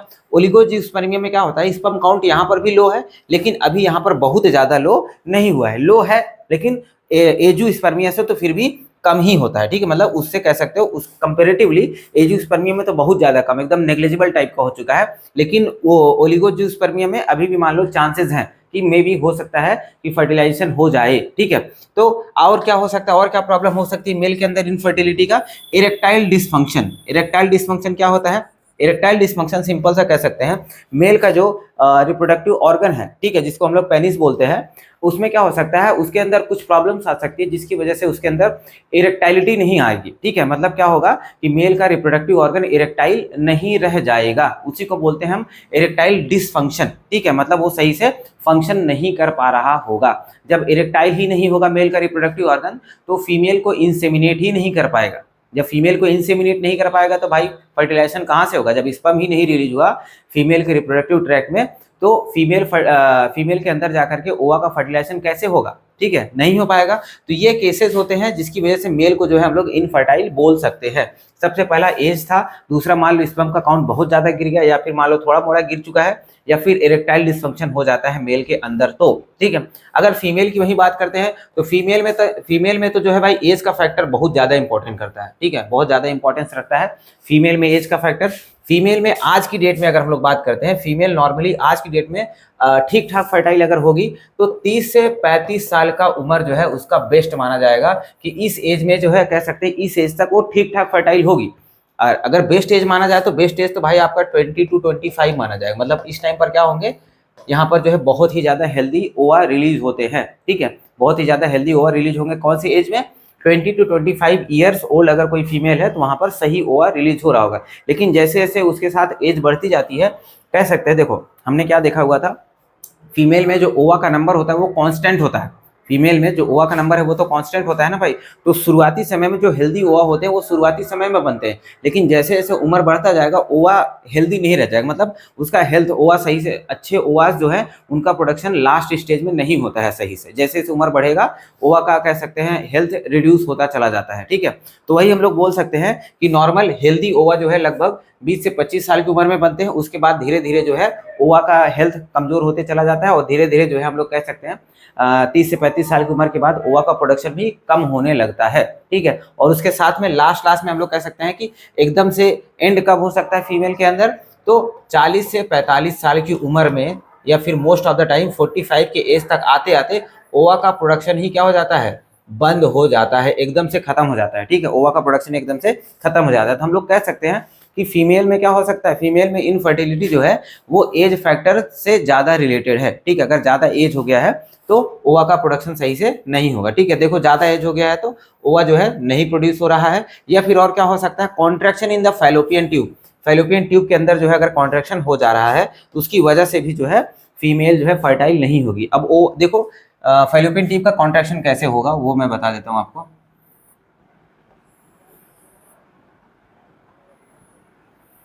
ठीक है, ये यूट्रस है, ये यूट्रस है भाई, और इधर क्या है, ये फैलोपियन ट्यूब है, ठीक है। यहाँ पे ओवरी है, यहाँ से ओवरी से क्या होता है, ओवा रिलीज होता है, ठीक है। ओवरी से क्या होगा, ओवा रिलीज होगा। यहाँ पे मान लो मैंने ओवा ये रिलीज कर दिया, तो अब ओवा यहाँ से ट्रेवल करके आगे बढ़ता है भाई। अब स्पर्म यहाँ से घूम घूम करके आता है, इसको यहाँ पर ओवा मान लो यहाँ पे पहुंचा है। हम लोगों ने देखा था ना कहाँ पर फर्टिलाइजेशन होता है, एम्पुलरी जंक्शन पे, ठीक है। एम्पुलरी और इस्थमस के जंक्शन पे क्या होता है, फर्टिलाइजेशन होता है नॉर्मली स्पर्म एंड ओवम का।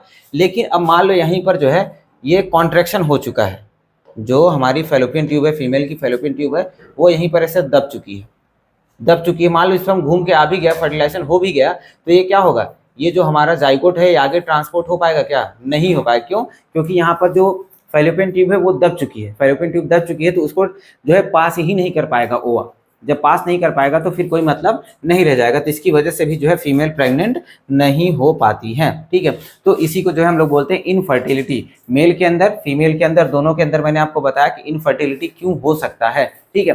अब मान लीजिए भाई इनफर्टिलिटी हो चुका है, तो इसको जो है, अब देखो अगर कोई जानवर होता, कोई दूसरा ऐसे जंगली जानवर होते या फिर जो हम लोग पालतू जानवर रखते हैं उनके अंदर हो तो चलो ठीक है, कोई दिक्कत वाली बात नहीं भाई, नहीं कंसीव कर रहा कोई दिक्कत नहीं, उनका जनरेशन बढ़े ना बढ़े हमें कोई फर्क ऐसा सच नहीं पड़ता है, ठीक है। लेकिन ह्यूमन क्या होते हैं, ह्यूमन थोड़ा सा इमोशनल होते हैं, उनको जो है बच्चों को लेकर के बहुत ही ज़्यादा इमोशनल होते हैं। तो भाई अब हम लोग सोशल लिविंग बीइंग है, ठीक है, हम लोग सोशल लिविंग बीइंग है और हम लोग चाहते हैं कि हमारा जनरेशन ग्रो भी करे, ठीक है। तो इसके लिए हमारी साइंटिस्ट मतलब कह सकते हैं साइंटिफिक कम्युनिटी ने क्या किया, इसका इलाज निकाला है कि कोई अगर इनफर्टाइल ह्यूमन कपल है तो उसको जो है हम लोग कैसे कैसे न कैसे जुगाड़ करके जो है उनको जो है फर्टाइल बनाया जा सके, ठीक है, फर्टाइल बनाया जा सके। अगर कोई ह्यूमन इनफर्टाइल है तो उसके लिए जो है हम लोग क्या कर सकते हैं, कोई इनफर्टाइल ह्यूमंस हैं, कपल्स हैं, तो उनको जो है फर्टाइल कैसे कर सकते हैं। तो उसके लिए जो है हम लोगों ने एक टेक्निक इवॉल्व करी है जिसको हम लोग बोलते हैं असिस्टेड रिप्रोडक्टिव टेक्निक, ठीक है। असिस्टेड रिप्रोडक्टिव टेक्नोलॉजी या फिर टेक्निक बोल सकते हैं,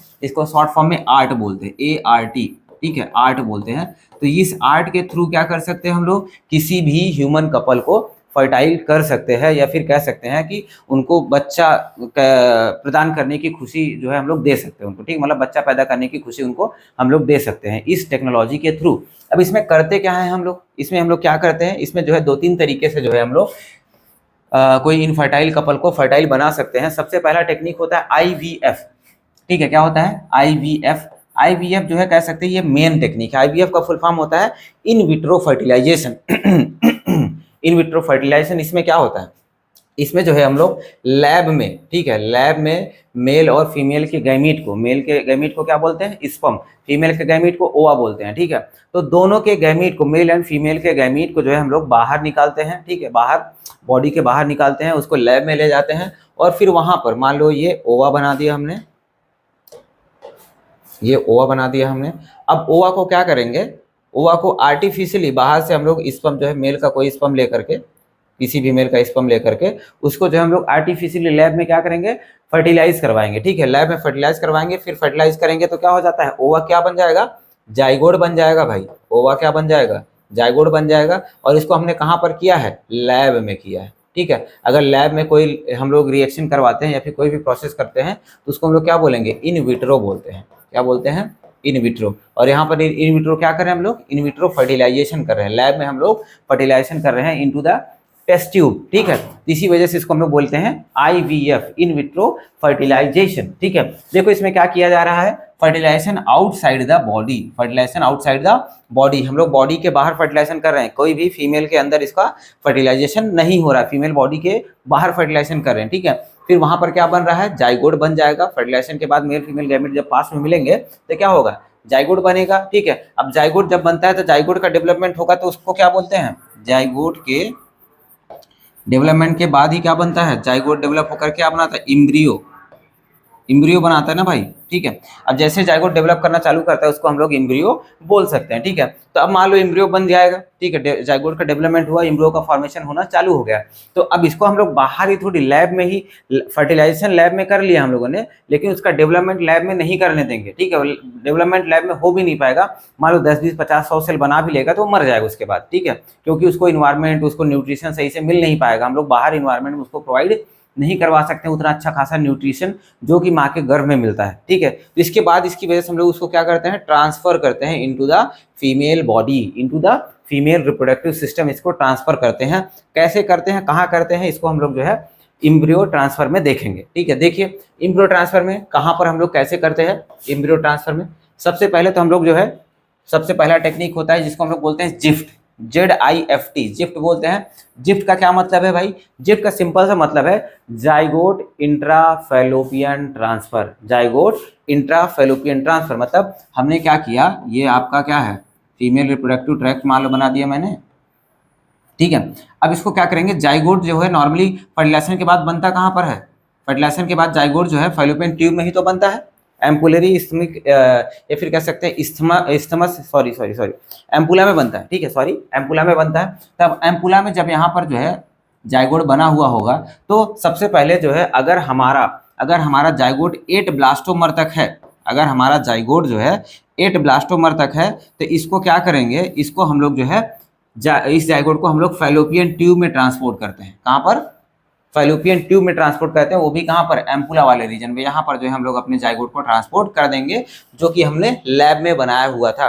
अगर 8 सेल तक है तब, कब तक, जाइगोट ने, मान लो ये जाइगोट था, जाइगोट जो है मान लो 1 सेल का था, अब ये डिवाइड करके कितना सेल बना लिया है, 8 सेल बना लिए, 1 2 3 4 5 6 7 8, ऐसे 8 सेल तक बन चुका है। तो इसको कहाँ पर ट्रांसपोर्ट करेंगे, या फिर ट्रांसफर करेंगे, फैलोपियन ट्यूब में ट्रांसफर करते हैं, ठीक है, फैलोपियन ट्यूब में 8 सेल तक है तब, ठीक है, 8 सेल तक रहेगा तो इसको हम लोग फैलोपियन ट्यूब में ट्रांसफर करते हैं, जिसको हम लोग बोलते हैं zygote intrafallopian transfer, zygote intrafallopian transfer, ZIFT बोलते हैं, ठीक है। ये बहुत इंपॉर्टेंट है, ध्यान देना है आपको, ठीक है। 8 सेल तक रहेगा तो फैलोपियन ट्यूब में ट्रांसफर करेंगे, जाइगोट 8 सेल तक रहेगा तो उसको फैलोपियन ट्यूब में ट्रांसफर करेंगे। अगर 8 सेल से ज्यादा हो गया, 8 सेल से ज्यादा हो जाएगा तब क्या करेंगे भाई, ऐसा तो नहीं कि हम लोग गिनते रहेंगे बैठ के, ठीक है। पहली बात तो जैसे फर्टिलाइजेशन हुआ तो तुरंत पहली बात उसको हम लोग फैलोपियन ट्यूब में ट्रांसफर करने की कोशिश करेंगे। मान लो थोड़ा टाइम लग गया, 8 सेल से ज्यादा हो गया, तब उस केस में क्या करेंगे, इंट्रा यूट्राइन ट्रांसफर करते हैं, कहाँ पर, इंट्रा यूट्राइन ट्रांसफर, मतलब अब यूट्रस में ट्रांसफर कर देंगे। देखो कहाँ पर ट्रांसफर कर देंगे, यूट्रस में। ये क्या होता है, यूट्रस हमारा, तो यूट्रस में ही डाल देंगे, ठीक है। यहीं पर जो है हम लोग डाल देंगे अपने जाइगोट को, जो कि 8 ब्लास्टोमर से ऊपर बन चुका है, इम्ब्रियो को डाल देंगे, और फिर यहीं पर क्या हो जाएगा, इसका इम्प्लांटेशन हो जाएगा, इम्प्लांटेशन हो जाएगा, ठीक है। तो 8 सेल से ज्यादा है तो IUT करते हैं, इंट्रा यूट्राइन ट्रांसफर करते हैं। अगर 8 सेल से कम है तो जिफ्ट करते हैं, ZIFT, जाइगोट इंट्राफैलोपियन ट्रांसफर करते हैं। ये बहुत इंपॉर्टेंट है, ध्यान देना है, इम्ब्रियो का ट्रांसफर कैसे करते हैं अगर इन विट्रो फर्टिलाइजेशन किया है हम लोगों ने तो। नेक्स्ट क्या आता है, बी अगर हम लोग देखें तो नेक्स्ट है जिफ्ट, क्या है, जिफ्ट। देखो पहला केस क्या था, पहला केस था इन विट्रो फर्टिलाइजेशन, तो उसमें क्या हो रहा था कि मान लो मेल फीमेल गैमेट को दोनों को निकाल करके हम लोगों ने बाहर फर्टिलाइज किया, लैब में फर्टिलाइज किया था, ठीक है। लेकिन यहाँ पर क्या कर रहे हैं, यहाँ पर जो सेकंड वाला केस है हमारा, सेकंड वाला केस है जिसको हम लोग गिफ्ट बोलते हैं, GIFT, गिफ्ट, गिफ्ट को ही बोलते हैं ना, गिफ्ट का स्पेलिंग GIFT होता है, गिफ्ट। तो यहाँ पर मान लो कोई फीमेल है, कोई फीमेल है, इनफर्टाइल फीमेल है, वो खुद ओवम बना ही नहीं पा रही, या फिर उसके पास ओवम प्रोड्यूस करने की कैपेसिटी खत्म हो चुकी है, ठीक है, उसका ओवम हेल्दी नहीं है, कुछ इशू है, पता नहीं कुछ भी इशू हो सकता है, ओवम हेल्दी नहीं है या फिर ओवम प्रोड्यूस नहीं कर पा रही है। तो उस केस में क्या करते हैं, कोई डोनर फीमेल लेते, कोई हेल्दी फीमेल लेते हैं, उसके अंदर से ओवा को निकालते हैं, ठीक है, कोई हेल्दी फीमेल के अंदर से ओवा को निकालेंगे, फिर उस ओवा को, ध्यान दीजिएगा, कोई हेल्दी फीमेल से, हेल्दी फीमेल डोनर है,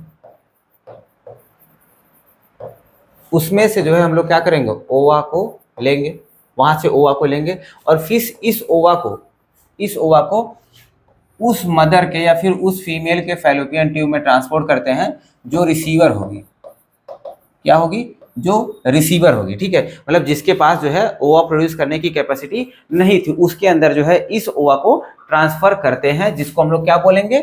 गिफ्ट बोलते हैं। मतलब यहाँ पर गिफ्ट लिया जा रहा है ना भाई, कोई दूसरी फीमेल है बेचारी, वो अपना ओवा जो है किसी दूसरी फीमेल को दे रही है, तो एक हिसाब से गिफ्ट ही हो गया, ठीक है। तो इसको हम लोग क्या बोलते हैं? Gamete intrafallopian transfer. गिफ्ट का फुल फॉर्म है गैमीट इंट्राफैलोपियन ट्रांसफर। जो ओवा आप ले रहे हो किसी डोनर फीमेल से, वो क्या है? गैमीट ही तो है ना, फीमेल गैमीट है।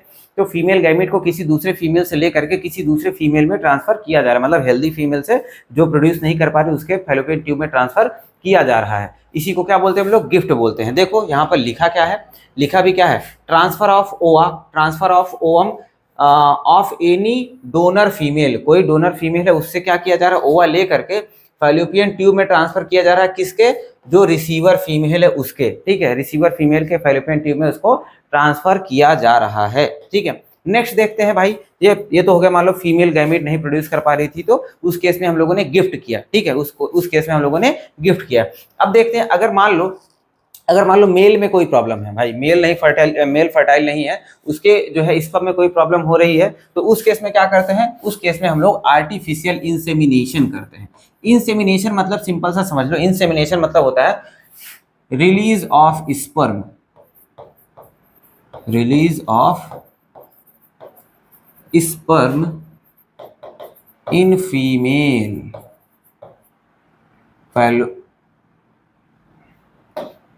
Female reproductive tract.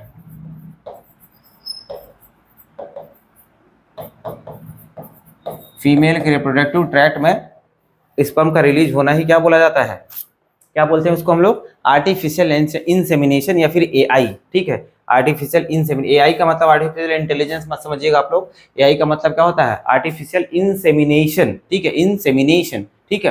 तो इसमें क्या हो सकता है? इसमें दो केसेस है। एक तो होता है आईयूआई। आईयूआई का फुल फॉर्म क्या है? Intra uterine insemination. Intra uterine insemination, इसमें क्या होता है कि फैलोपियन ट्यूब है ये, सॉरी फैलोपियन ट्यूब है ये, ठीक है, ठीक है, फैलोपियन ट्यूब है। तो इस केस में क्या करते हैं हम लोग? इस केस में इंजेक्शन की मदद से, इस केस में इंजेक्शन की मदद से, यहाँ पे मान लो ऐसा, या किसी भी तरीके से इंजेक्शन की हम बात करें तो इंजेक्शन ले रहे हैं, ठीक है। इंजेक्शन की मदद से क्या करते हैं? स्पर्म को समझ लीजिए, मान लीजिए बाहर ही हम लोगों ने, बाहर ही मेल के टेस्टिस या फिर मेल से इजैकुलेशन करवा करके स्पर्म को कलेक्ट कर लिया हम लोगों ने टेस्ट ट्यूब में, ठीक है। फिर उसको स्पर्म में, निडल में उसको भर लेंगे, सॉरी स्पर्म में मैं भूल गया, सिरिंज में या फिर किसी भी निडल में उसको जो है हम लोग भर लेते हैं। फिर उसके बाद क्या करते हैं? मान लीजिए मेल जो है उसको फीमेल को नेचुरली इंसेमिनेट नहीं कर पा रहा था, मान लो उसमें इरेक्टाइल डिसफंक्शन था मेल के अंदर, तो उस केस में क्या करते हैं? सिरिंज के अंदर जो है हम लोग स्पर्म को भर करके फीमेल के यूट्रस के अंदर रिलीज कर देते हैं। फीमेल के यूट्रस के अंदर जो है हम लोग रिलीज कर देंगे और फिर अपने रास्ते जो है चला जाएगा, अपने रास्ते जहां पे जाना होगा वो वहां पे चला जाएगा और ओवा को फर्टिलाइजेशन कर देगा, ठीक है, ओवा को फर्टिलाइज कर देगा, ठीक है। तो ये एक तरीका होता है जिसको हम लोग बोलते हैं IUI, intra uterine insemination. Intra uterine insemination, देखो क्या लिखा है? स्पर्म आर्टिफिशियली इंट्रोड्यूस, मतलब हम लोग मतलब कह सकते हैं कि अपने साइंटिफिक तरीके से जो है इसको हम लोग फीमेल के बॉडी के अंदर या फिर कह सकते हैं वेजाइना में इसको इंट्रोड्यूस करते हैं, ठीक है। फीमेल के वेजाइना या फिर यूट्रस के अंदर जो है स्पर्म को इंट्रोड्यूस करते हैं। इसी को जो है हम लोग क्या बोलते हैं? इसी को हम लोग जो है आईयूआई बोलते हैं, इंट्रा यूट्राइन इंसेमिनेशन बोलते हैं। अगर आर्टिफिशियली हम लोग इंट्रोड्यूस कर रहे हैं या फिर साइंटिफिक तरीके से इंट्रोड्यूस कर रहे हैं तो इसको जो है हम लोग आईयूआई बोलते हैं, ठीक है। मान लो मेल के अंदर क्या होगा? इरेक्टाइल डिसफंक्शन या फिर कोई भी प्रॉब्लम है, वो स्पर्म सही से इंसेमिनेट नहीं कर पा रहा होगा, तो उस केस में ये करेंगे। नेक्स्ट है आईसीएसआई। आईसीएसआई का फुल फॉर्म क्या है? इंट्रासाइटोप्लाज्मिक स्पर्म इंजेक्शन, ठीक है। इंट्रासाइटोप्लाज्मिक स्पर्म इंजेक्शन का फुल फॉर्म, ये किसका फुल फॉर्म है? आईसीएसआई का, आईसीएसआई का फुल फॉर्म है ये। अब इसका मतलब क्या होता है भाई? इसका मतलब ये है कि मेल का स्पर्म बिल्कुल ही मोटाइल ही नहीं है, मतलब एकदम बूढ़ा स्पर्म हो चुका है, वो सही से मूव नहीं कर पा रहा है, हेल्दी स्पर्म बिल्कुल नहीं, ठीक है। तो वो जब मूव ही नहीं कर पाएगा तो हम अगर मान लो जो IUI कर रहे थे, इंट्रा यूट्राइन इंसेमिनेशन, उसमें क्या किया था हम लोगों ने, सिरिंज की मदद से जो है यूट्रस या फिर वेजाइना के अंदर जो है स्पर्म को रिलीज कर दिया था, ठीक है। अब वो घूमते हुए चला जाएगा, अपना काम कर लेगा, लेकिन स्पर्म मूव ही नहीं कर सकता, स्पर्म की मोटिलिटी एकदम से खत्म हो चुकी है। तो उस केस में क्या करेंगे, उस केस में तुम कितना भी आर्टिफिशियल इंसेमिनेशन करवा दो, IUI करा दो, वो जाएगा ही नहीं, वो उधर ही बैठ बैठ के मर जाएगा। तो उस केस में क्या करते हैं हम लोग, जो है ओवा को लेते हैं, ठीक है। ओवा को क्या करेंगे, ओवा को लेंगे, ठीक है। ओवा को लेते हैं, उसके साथ में क्या करेंगे, ओवा ले लिया हम लोगों ने, देखो यहाँ पे डायग्राम में दिखाया हुआ है, ये ओवा लिया है हम लोगों ने, ठीक है। ओवा को लिया, अब स्पर्म को क्या करते हैं, स्पर्म को इंजेक्शन में ले करके, इंजेक्शन की मदद से डायरेक्टली जो है ओवा के अंदर, डायरेक्टली जो है ओवा के अंदर क्या करेंगे, स्पर्म को इंजेक्ट करेंगे, स्पर्म को इंजेक्ट करेंगे with the help of injection, ठीक है, with the help of injection. तब जाकर के वो क्या होगा, फर्टिलाइजेशन होगा, फिर क्या बनेगा, जाइगोट। तो ICSI में क्या करते हैं हम लोग, इंजेक्शन की मदद से जो है ओवा को फर्टिलाइज करते हैं, ठीक है, बाहर लैब में ले जाकर। जैसे हम लोग का शुरू में नहीं पढ़ा था हम लोगों ने, पहले वाला स्लाइड में देखा था, क्या देखा था, IVF, इन विट्रो फर्टिलाइजेशन, वैसा ही काइंड ऑफ है। लेकिन IVF में क्या होता है, स्पर्म और ओवा को साथ में सिर्फ रख देने भर से भी वो फर्टिलाइज हो जाते हैं, लेकिन यहाँ पर वो रखने से फर्टिलाइज ही नहीं होगा। क्यों, क्योंकि स्पर्म की मोटिलिटी एकदम से खत्म है, एकदम से खत्म। इसकी वजह से जो है इसको जबरदस्ती हमको ओवा को जो है इंजेक्शन से फर्टिलाइज करना पड़ेगा, इंजेक्शन से जो है उसके अंदर स्पर्म रिलीज करना पड़ेगा। यहाँ पे डायग्राम में आपको दिख रहा होगा, यहाँ पे डायग्राम मैंने दिखाया है, देखो ये ओवा है, एक तरफ से ओवा को पकड़ के रखा है और उसको देख रहे हैं किससे मैग्नीफाइंग ग्लास से देख रहे हैं, फिर इंजेक्शन की मदद से स्पर्म को उसमें रिलीज कर दिया है, ठीक है। और ये क्या बन जाएगा, फर्टिलाइज होकर के जाइगोट बन जाएगा। और फिर इसी जाइगोट को हम लोग क्या करेंगे, या तो यूट्रस में ट्रांसफर कर देते हैं या तो फैलोपियन ट्यूब में ट्रांसफर कर देंगे, जैसे वहाँ पे किया नहीं था, जाइगोट इंट्रा फैलोपियन ट्रांसफर किया था, ZIFT किया था। या फिर हम लोग क्या कर सकते हैं, इन यूट्रस ट्रांसफर कर सकते हैं, ठीक है। क्या था, इन यूट्राइन ट्रांसफर था, ठीक है, इन यूट्राइन ट्रांसफर कर सकते थे हम लोग उसको, ठीक है। अब देख लीजिए यहाँ पर, ये ICSI हो गया आपका, IUI होगा, मतलब इनफर्टिलिटी भी हम लोगों ने देख लिया कि भाई इनफर्टिलिटी को कैसे क्योर कर सकते हैं, ये भी हम लोगों ने देख लिया। तो भाई ये इनफर्टिलिटी वाला केस ना बहुत इंपॉर्टेंट है, इसको आप लोग जो है ऐसे नोट बना करके, इसका नोट बना लीजिएगा, तभी जा करके आपको अच्छे से याद रहेगा। और ये बहुत इंपॉर्टेंट, इससे बहुत बार क्वेश्चन आता है, ठीक है, बहुत बार क्वेश्चन आता है। देखो IVF हम लोगों ने किया, पहला वाला IVF किया, उसके बाद क्या किया था हम लोगों ने, जाइगोट ट्रांसफर किया। चलो नेक्स्ट क्या था, गिफ्ट देखा था हम लोगों ने, जो कि फीमेल डोनर से जो है ओवा को हम लोग ले करके फीमेल रिसीवर के फैलोपियन ट्यूब में ट्रांसफर करते थे। नेक्स्ट हमारा लास्ट में जो था क्या था, आर्टिफिशियल इंसेमिनेशन, मेल के अंदर जो प्रॉब्लम होती थी, मेल अगर मान लो फीमेल को फर्टाइल नहीं कर पा रहा है तो मेल के लिए जो है ये ट्रीटमेंट था कि आर्टिफिशियल इंसेमिनेशन हम लोग कर सकते हैं, ठीक है। तो यहाँ पर जो हम लोगों का रिप्रोडक्टिव हेल्थ खत्म होता है। ये पूरा चैप्टर हम लोगों ने वन शॉट में देखा है। तो आई होप आप लोग को समझा होगा एकदम अच्छे से, जो भी जरूरी चीज़ें थी, जो भी NCERT की चीज़ें थी, या फिर जो भी एग्जाम में आते हैं, वो सारे पॉइंट्स हम लोगों ने यहाँ पर कवर करे हैं, सारे इंपॉर्टेंट पॉइंट्स हमने आपको बताया हुआ है। और अगर आप लोगों को कोई डाउट है तो कमेंट सेक्शन में आराम से पूछ सकते हैं भाई। और उसके साथ में अगर पर्सनली कनेक्ट करना है तो डिस्क्रिप्शन में टेलीग्राम चैनल का लिंक दिया हुआ है, वहाँ पर आप जाकर के इस चैप्टर का पूरा PDF नोट्स डाउनलोड कर सकते हैं और प्रिंट करा करके अपनी तैयारी और भी अच्छे से कर सकते हैं। और वहाँ पर भी आकर के आप अपना पर्सनली डाउट पूछ सकते हैं, ठीक है। और अगर आप लोगों को भाई वीडियो अच्छा लगता है तो प्लीज़ लाइक करें, अपने दोस्तों के साथ शेयर करें और सपोर्ट करें हम लोगों को ग्रो करने के लिए, तो सब्सक्राइब भी करें, ठीक है। तो अभी के लिए धन्यवाद, मिलते हैं दूसरे वीडियो में।